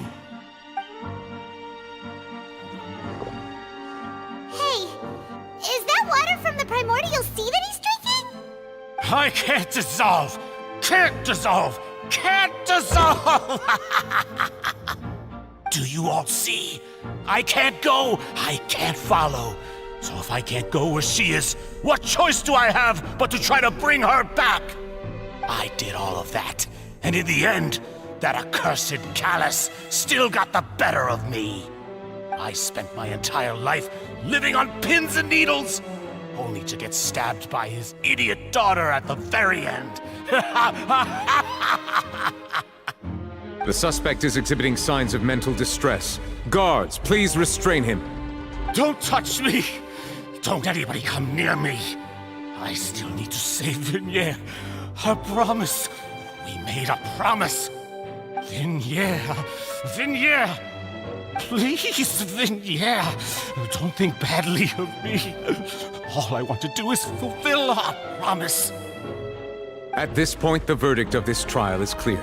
With Mr. Marcel's conviction, the charges against Mr. Tartaglia no longer have any basis. Fine by me.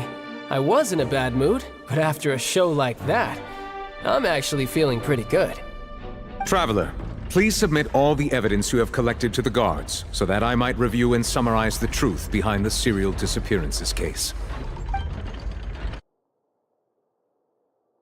The man now known as Marcel was originally named Vacher and worked as an adventurer with his partner and lover Vignier.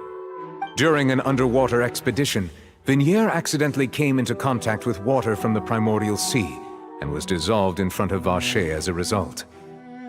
Vacher learned of the primordial water's existence through the work of others and began to kidnap young women for research, with the goal of discovering a method to restore Vignier back to life. To cover his tracks, he invented the new alias of Marcel and began to operate a business in Poisson.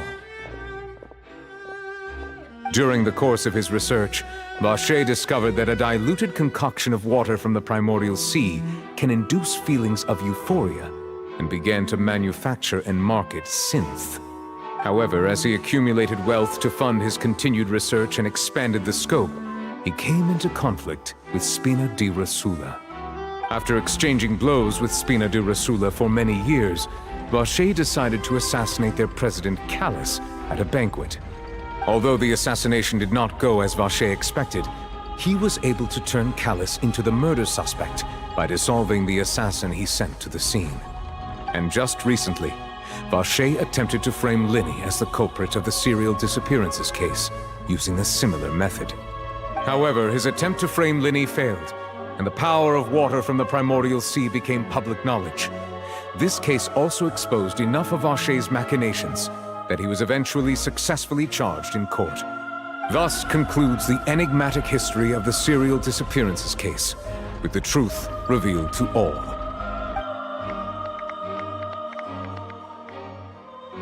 The Oratrice will now deliver the final verdict regarding the charges against Mr. Vacher.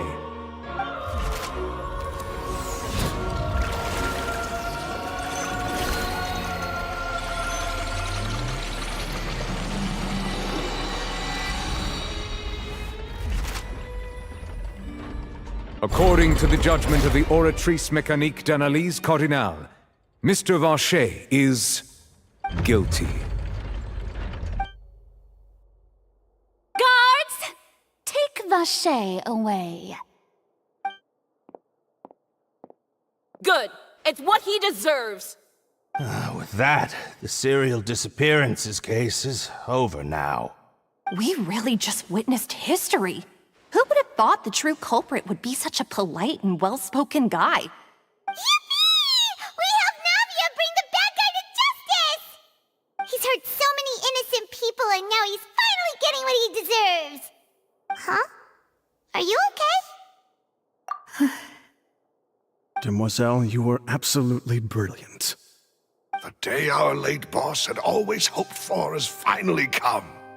You can rest easy now, knowing justice has been served. Yeah. It's finally over. It's all thanks to you guys. And my partner. See, Papa? Spina di Rosula's still doing well with me at the helm. Well now, hasn't this been a most delicious piece of drama? The villain has been caught, justice has been served, past wrongs have been righted, and it's a big ol' happy ending. Since it's been such a great show, I'll just let the false accusations against me slide. Either way, I've still got some business to attend to. So, if you'll excuse me... Please wait just one moment, Mr. Tartaglia. What now? None of this has anything to do with me. According to court protocol, since this trial was initiated due to a charge against you, a verdict must also be made regarding the initial charge before the trial can conclude. Oh, come on. Is this really necessary? Haven't you already caught the real criminal? Isn't it time for side characters like me to exit stage left? Please respect the laws of Fontaine. This has always been the rule. All right, but this sure is a lot of hassle. All I need to do is stand over there, right? Let's just get this over with. Through evidence presented in the public trial that was just held, it has been established that Mr. Tartaglia has no direct connection to the serial disappearances case. The guilty party has been identified, and thus it is logical to suppose Mr. Tartaglia is innocent of the charges. We now turn to the Oratrice Mécanique d'Analyse Cardinale to render the final verdict on the charges.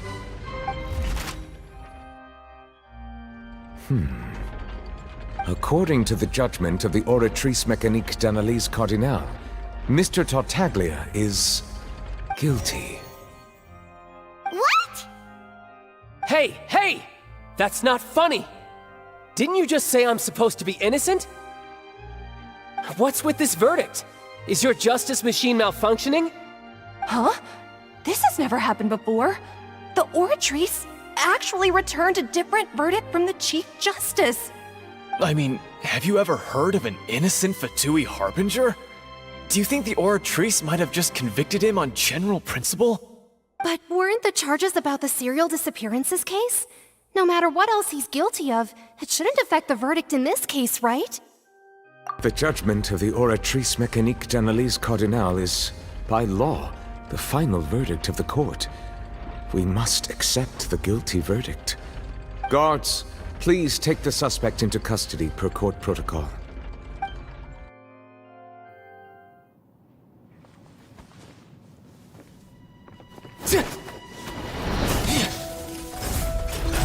So this is how justice is done in Fontaine.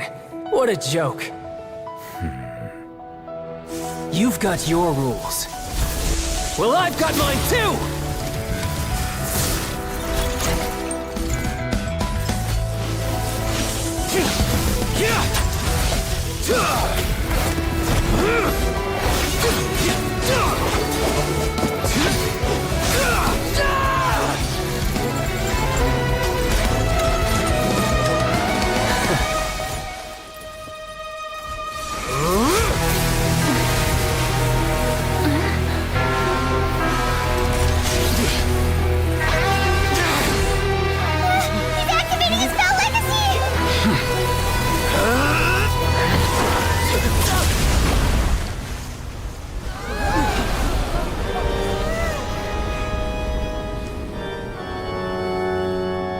I am sorry.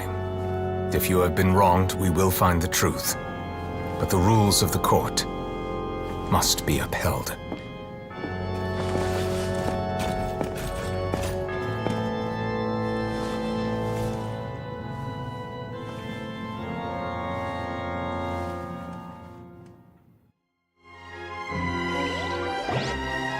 Hey, Monsieur Novelette, what's going on? Shouldn't they have been cleared already? Apologies. This is also the first time I've encountered such a situation. However, according to the rules established at the conception of Fontaine's court system, the Oratrice's judgment is the final verdict of the court. All I do is follow court procedure. As for why the Oratrice arrived at the conclusion it did, you should probably ask someone more knowledgeable than me. Why are you looking at me? I had nothing to do with it! I don't know what happened there either!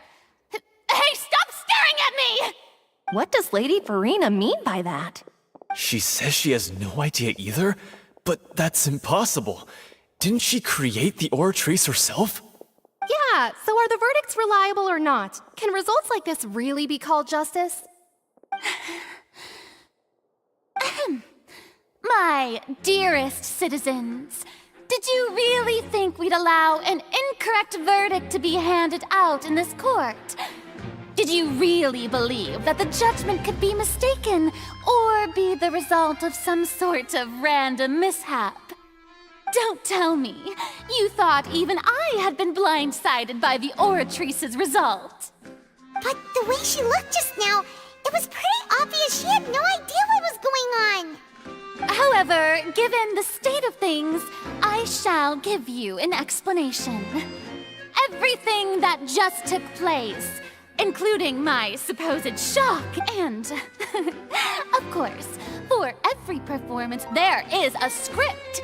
Everything has unfolded exactly as I expected from the very beginning.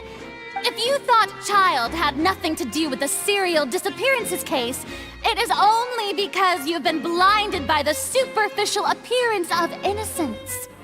Everything he's done, not to mention the danger he poses, are beyond ordinary comprehension. All shall be revealed in time. You will come to understand my noble intentions as well as the absolute correctness of the Now, having said that, although I hate to leave things hanging in suspense, it is now— So she chose to make her escape after all, did she? So you're saying we shouldn't put much stock into what she just said? She probably just put on that performance to save face. As for the truth, it's unlikely that she actually has any idea. However, please be assured that I will continue to investigate this case in a personal capacity. Just as I promised, if the judgment has been incorrect, we will do our utmost to clear his name. All right. Even though we feel pretty badly for him, we'll take your word for it for now. After all, he's done plenty of bad stuff, so he should have known he'd go to prison someday, right?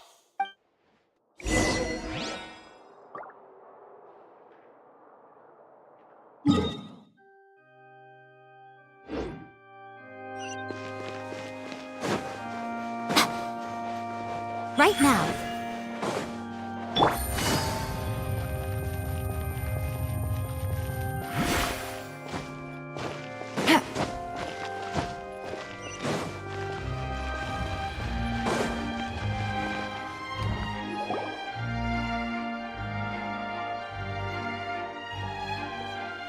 Hey, what are you doing? Quick, stop him!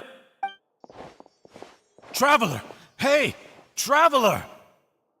Marcel! What are you doing over here? Stop resisting arrest! Cease, or we'll add another charge to the list! No, wait! I just want to ask the Traveler something. I'm not looking to run away. Please, just let me ask this one small thing. Go on. Thank you. I was being led away when I finally realized something. Where did you first hear the name Vacher? I erased all records of that name. So, unless... Are you still trying to prove your innocence? Give it up, you've already been convicted. Really? You did? You're sure? You met her? But how could that be? How did you manage to do it? The Fountain of Lucine? Then she's been so close to me all along. And I just never... Please give me a chance to talk to her again. Just let the Traveler take me to the fountain to see her one last time. This is the last request I'll ever make in my life. You can do whatever you want to me afterwards. I don't care. What? Give an inch and you want to take a mile? Do you think serial killers get to make requests like that? Paimon agrees. Why should we give him what he wants when he's only done a ton of super terrible things? This request, is it worth as much to you as your life? Of course! Wait, no. It's worth even more than my life. Humans. Will they betray the instinct to live just to satisfy spiritual needs? Very well. I will grant your request. Your Honor, I fear that... I will go with him. You do not need to worry about any escape. In that case, I shall leave him in your most capable hands, Chief Justice. Thank you, Your Honor.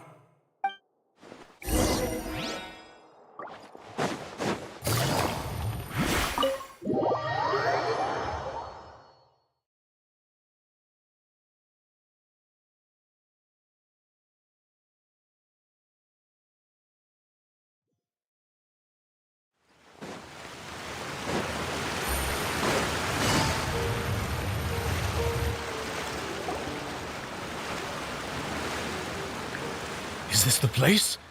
You said she's here, but what do I need to do to see her? Yeah, and even Paimon could hear her after drinking that thing. Didn't you just drink a lot of it on the stage as well? Oh, in that case...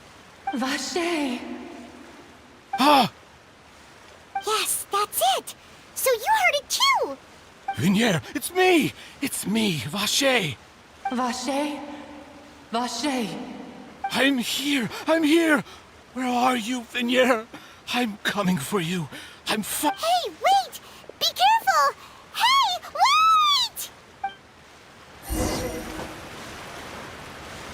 Vignier, is that you? It's me, Vacher! Vignier! Vacher? Why did you come? Didn't I say? You don't need to look for me. You look a lot older than I remember. How long has it been? It's been more than 20 years. I've suffered for over 20 years since the day you left. All this time, only the thought of bringing you back has kept me alive. Nothing else mattered to me. I must be dreaming. Who would have thought I'd get the chance to tell you all of my feelings like this? Vignier, you are my everything. I really don't know how I could live without you. But Vacher, if you ask me, this world would be better off without you. What are you saying? If not for you, I would have finished my law degree and probably become a top-tier attorney one day. If not for you, I would have continued to pursue my love of the arts, and my works would have been displayed in the Palais Mermonia itself. If not for you, I would at least have been able to take care of my mother. And she would not have grown old and died alone, with nothing but the tears on her cheeks. It's all because of your selfishness, Vacher. It's all because of you. Wait, you are not Vignier. Who are you? You're right. I am not Vignier. I am the sacrifices. Every woman who died by your hand, as our bodies dissolved, our consciousnesses flowed back to the primordial sea. Our thoughts circulated endlessly within the primordial sea, and we were no longer individuals. But we became one, just as streams of water come together in the sea. I'm Cressy. I'm Lemony. I'm Azine. The only one I am not is Vignier. Why? But then, where is Vignier? She doesn't want to see you anymore. Every tendril of her consciousness is avoiding you. This is what you get for your selfishness. Your selfishness robbed us of our lives and our futures. You said time and time again that you'd do any and everything for her. But did you ever consider whether she'd want to see you do the things that you did?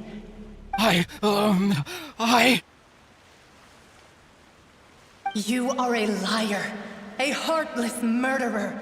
The only thing you are not. From the moment your first victim died and her consciousness merged with Vignier's, she has had nothing but pure hatred for you.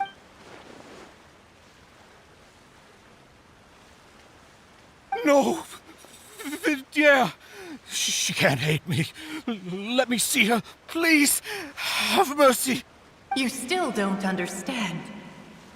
When I said don't look for me, that came from the real Vignier.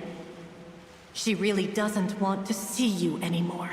But on top of that, she also said that because it's her final drop of pity. She said that because she knew that if you did come here, we will show no mercy to you. Vacher. Vacher? Vacher. Vacher! Vacher! Vacher! Drown.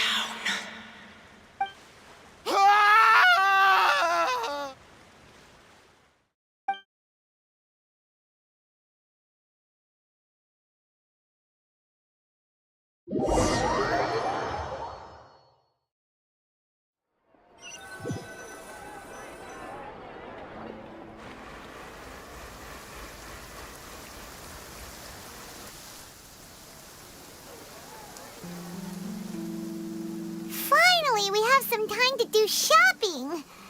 Gosh, it's really been a long time since we've been able to relax. Huh. Well met, partner. I knew something great was going to happen when I woke up in such a good mood today.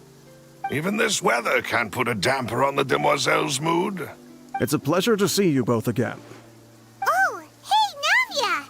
It's been a few days. Paimon's already started to miss you.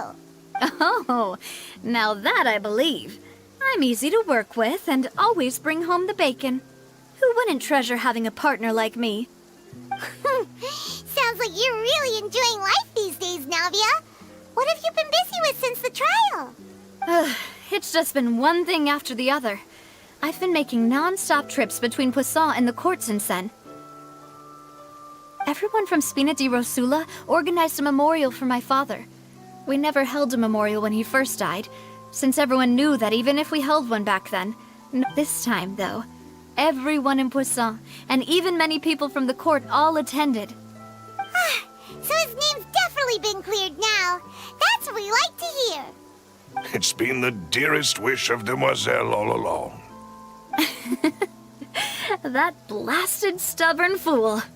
I was right to put my faith in him. I'm so glad I didn't give up on the case all those years ago. Oh, by the way, I ran into Charlotte just after I left the memorial service. Well, maybe it'd be more accurate to say I knew she would be there, and there was no way she'd just let me go. Huh? So you know Charlotte too? The Charlotte? Journalist from the Steambird? Yeah, way back when I first became the president of the Spina di Rosula, she was all over me. Wouldn't take no for an answer. I believe the story was called The True Heart of Darkness, Secret Tales of the Yellow Rose. To be fair, though, it was a really flattering feature. So, we've been on pretty good terms ever since. She was trying to lean on our friendship to get me to do an exclusive piece on the serial disappearances case. Oh yeah, she told us about that. She's always been super interested in that case, so now her wish has finally come true too! Anyway, I told her to make sure that when she writes about you guys entering the opera house with the critical evidence, that you both sound really cool. Now that's another thing to look forward to. We trust Charlotte's skills with a pen for sure. Oh, and in other news, I also took Clarande out for a meal. Oh, are you two on better terms now? While you were investigating Vaché's headquarters, Clarande gave testimony on my father's behalf. It was thanks to her that we were able to turn the tide. I wanted to thank her. I mean, there's also no point in being awkward all the time, so... Oh, that's great! Paimon also thought Clarande wasn't actually a bad person. Anyway, now that the case has finally been solved, perhaps it will slowly begin to fade from the public consciousness. Oh, actually, there's still one last thing I need to do. What is it? I should pay a visit to my father's grave, and tell him the truth of what happened, as well as how it all ended. And on top of that, just how much people still look up to him. That includes me. Miss Navia. Indeed. We want to go too! We also think Callus is a really admirable person. Sure thing. I'd like you two to share the moment with me. After all, without you, there might not have been such a positive ending. And in that case, everyone, let's be off. Considering the recent weather, we'll be lucky if we can reach Poisson before dark. Yeah, you're right. It's been raining non-stop for a few days now.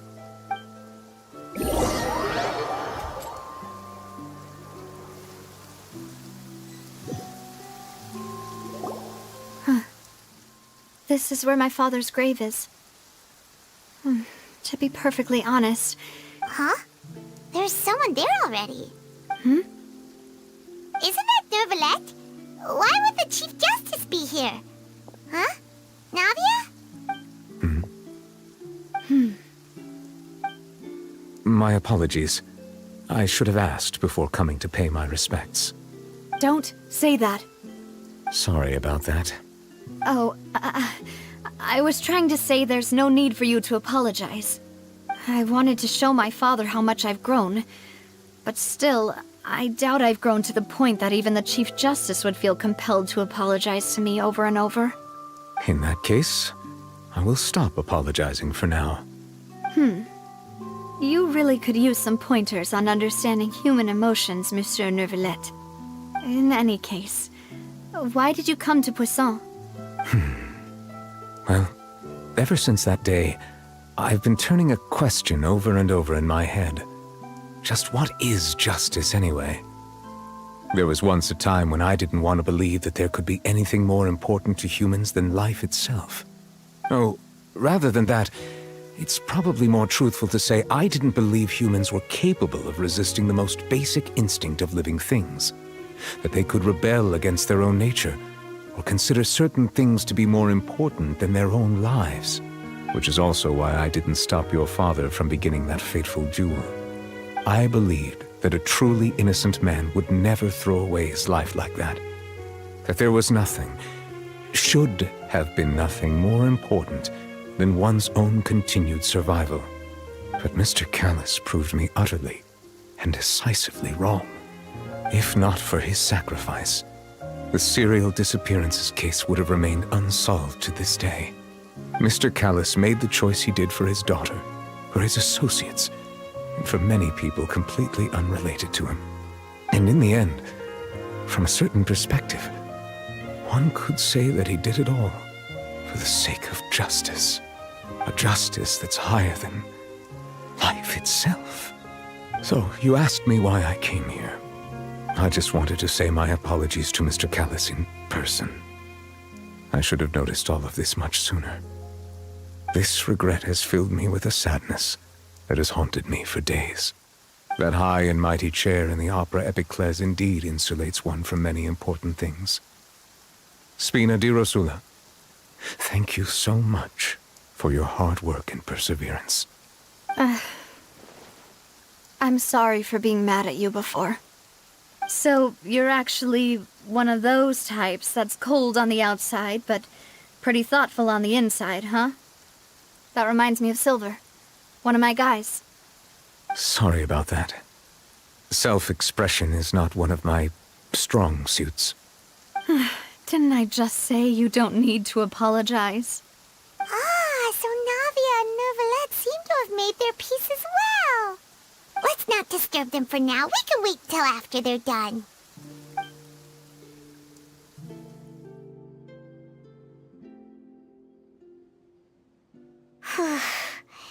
Paimon's never paid respects at someone's grave before. Did Paimon do anything rude there? Huh? Oh, Paimon didn't know that was a thing. But Paimon doesn't know what she would do if she can't fly. Oh no. Paimon hopes Miss Navia won't be too mad. Anyway, Neuvillette is still standing around there. It's not often that we can catch him alone like this, so why don't we go talk to him for a bit? If we can't talk to Lady Farina, we can at least talk to him, right?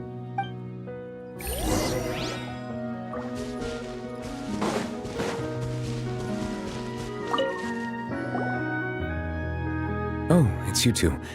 Did Miss Navia invite you to come pay your respects to her father? Mm-hmm. We ran into Navia on the streets today, so we just followed her here. I see. Then is there something that I can help you with? Well, it's pretty hard to run into you like this since you're usually super busy. So we figured we could try to ask you a few questions, if that's okay. Please feel free. Though outsiders, you helped us solve one of the greatest mysteries in Fontaine, and it would be my pleasure to return the favor. So, at court, the bad guys referred to that special water as water from the primordial sea, but what is it really? Truthfully, that name is already quite accurate. I can only surmise that Vacher and his ilk only learned of its nature and existence after extensive research. There used to be a special sea on the surface of this planet. The nature of its seawater was rather different from that of the sea we know today. Most of Tevat's life forms were first born in that special sea. You could say it nurtured much of the life on this planet. Huh. So it really was where everything began. It makes sense to call it primordial then. But today, the primordial sea no longer exists on the planet's surface. What Vacher discovered must have been some kind of special case, or a remnant from a truly ancient age. Huh. So that's how it is. Oh, you really know everything, Monsieur Neuvillette. But if that's the case, then why would people, at least people from Fontaine, dissolve in that kind of water? Indeed. Why would the primordial sea, which was known to engender and nurture life, suddenly reverse itself and devour life instead? To be frank, that also doesn't match my understanding of this world and its laws. There must still be some unknown secrets around the people of this land. Is there anything else you'd like to... That the sea levels will rise and everyone will be dissolved in water, leaving Furina crying alone on her throne, but the sins of the people will be finally washed away for good. Does that appropriately summarize the version you've heard? That's right! It was Linny that told us back then. And that about covers all the main points. Yes, up to the present, I think we reached a point where we have no choice but to confront this prophecy directly. Rumors have it that this prophecy is rooted in the last words the former Hydro Archon left to the world before she passed away. A prophecy? Of the former Hydro Archon? Wow. This is the first time that we've ever heard of it. 2 parts of the prophecy have already proven correct. The rising sea levels and the ability of the people of Fontaine to be dissolved. We should be more vigilant and stay on the watch for further signs. Speaking of the prophecy, Furina has also always taken it quite seriously. Indeed, she has been collecting information and intelligence from across Tevat for this purpose. If the rumors were true, then perhaps this prophecy is the conundrum left to Furina by her predecessor. But with Furina being the way she is, can we really trust her to solve it? Is there anything else you'd like to ask me about? My apologies. My investigation has still not reached its conclusion. However, I still believe the judgment of the Oratrice was not rendered arbitrarily. Huh? But you also said you thought he was innocent! For many years, I have been quite aware that the Oratrice does not simply mechanically repeat the verdict that I give on each case. As a divinely created mechanism, the people's unified faith in the concept of justice is integrated into it. Not only can it produce the incredible power of indemnitium, but it likely also possesses other traits, such as self-awareness. Which is all to say, I have been prepared for a situation like this for a long time. Huh. So when Linny told us that he heard a human voice from the room where the Oratrice's core is stored... I was not aware such a thing had occurred. Perhaps that could serve to prove my conjecture. I will add that to the list of items to investigate. In any case, I am inclined to believe that the Oratrice does have a methodology all its own. We just do not have enough information. Based on Furina's reaction, I doubt even she had any idea what was going on. She managed to bluff her way through it, though, with her time-tested twin tricks of bravado and drama. While we do intend to get to the bottom of this, for now, we regret to say that the Fatui Harbinger will just have to bide his time in the fortress of Meripede. If we did incorrectly convict him of crimes he did not commit, we will most certainly compensate him to the fullest extent allowed by the law. If you ask Paimon, the only compensation he'll want is a no-holds-barred fight with you. Is there anything else you'd like to ask me about? Your sibling, another blonde-haired traveler. I'm sorry, but I've never seen anyone who matches that description. If she ever stepped foot in Fontaine, I'm sure she followed our laws to the letter, and had no reason to appear on the stage of the opera Epiclese. Is there anything else you'd like to ask me about? Very well. It was my honor to provide you with what answers I could. I very much enjoyed conversing with you. It will soon be time for me to leave this blissful tranquility behind and return to Palais Memoria. You really are super busy, Monsieur Neuvillette. Paimon thought you only came here to pay your respects today because you had the day off.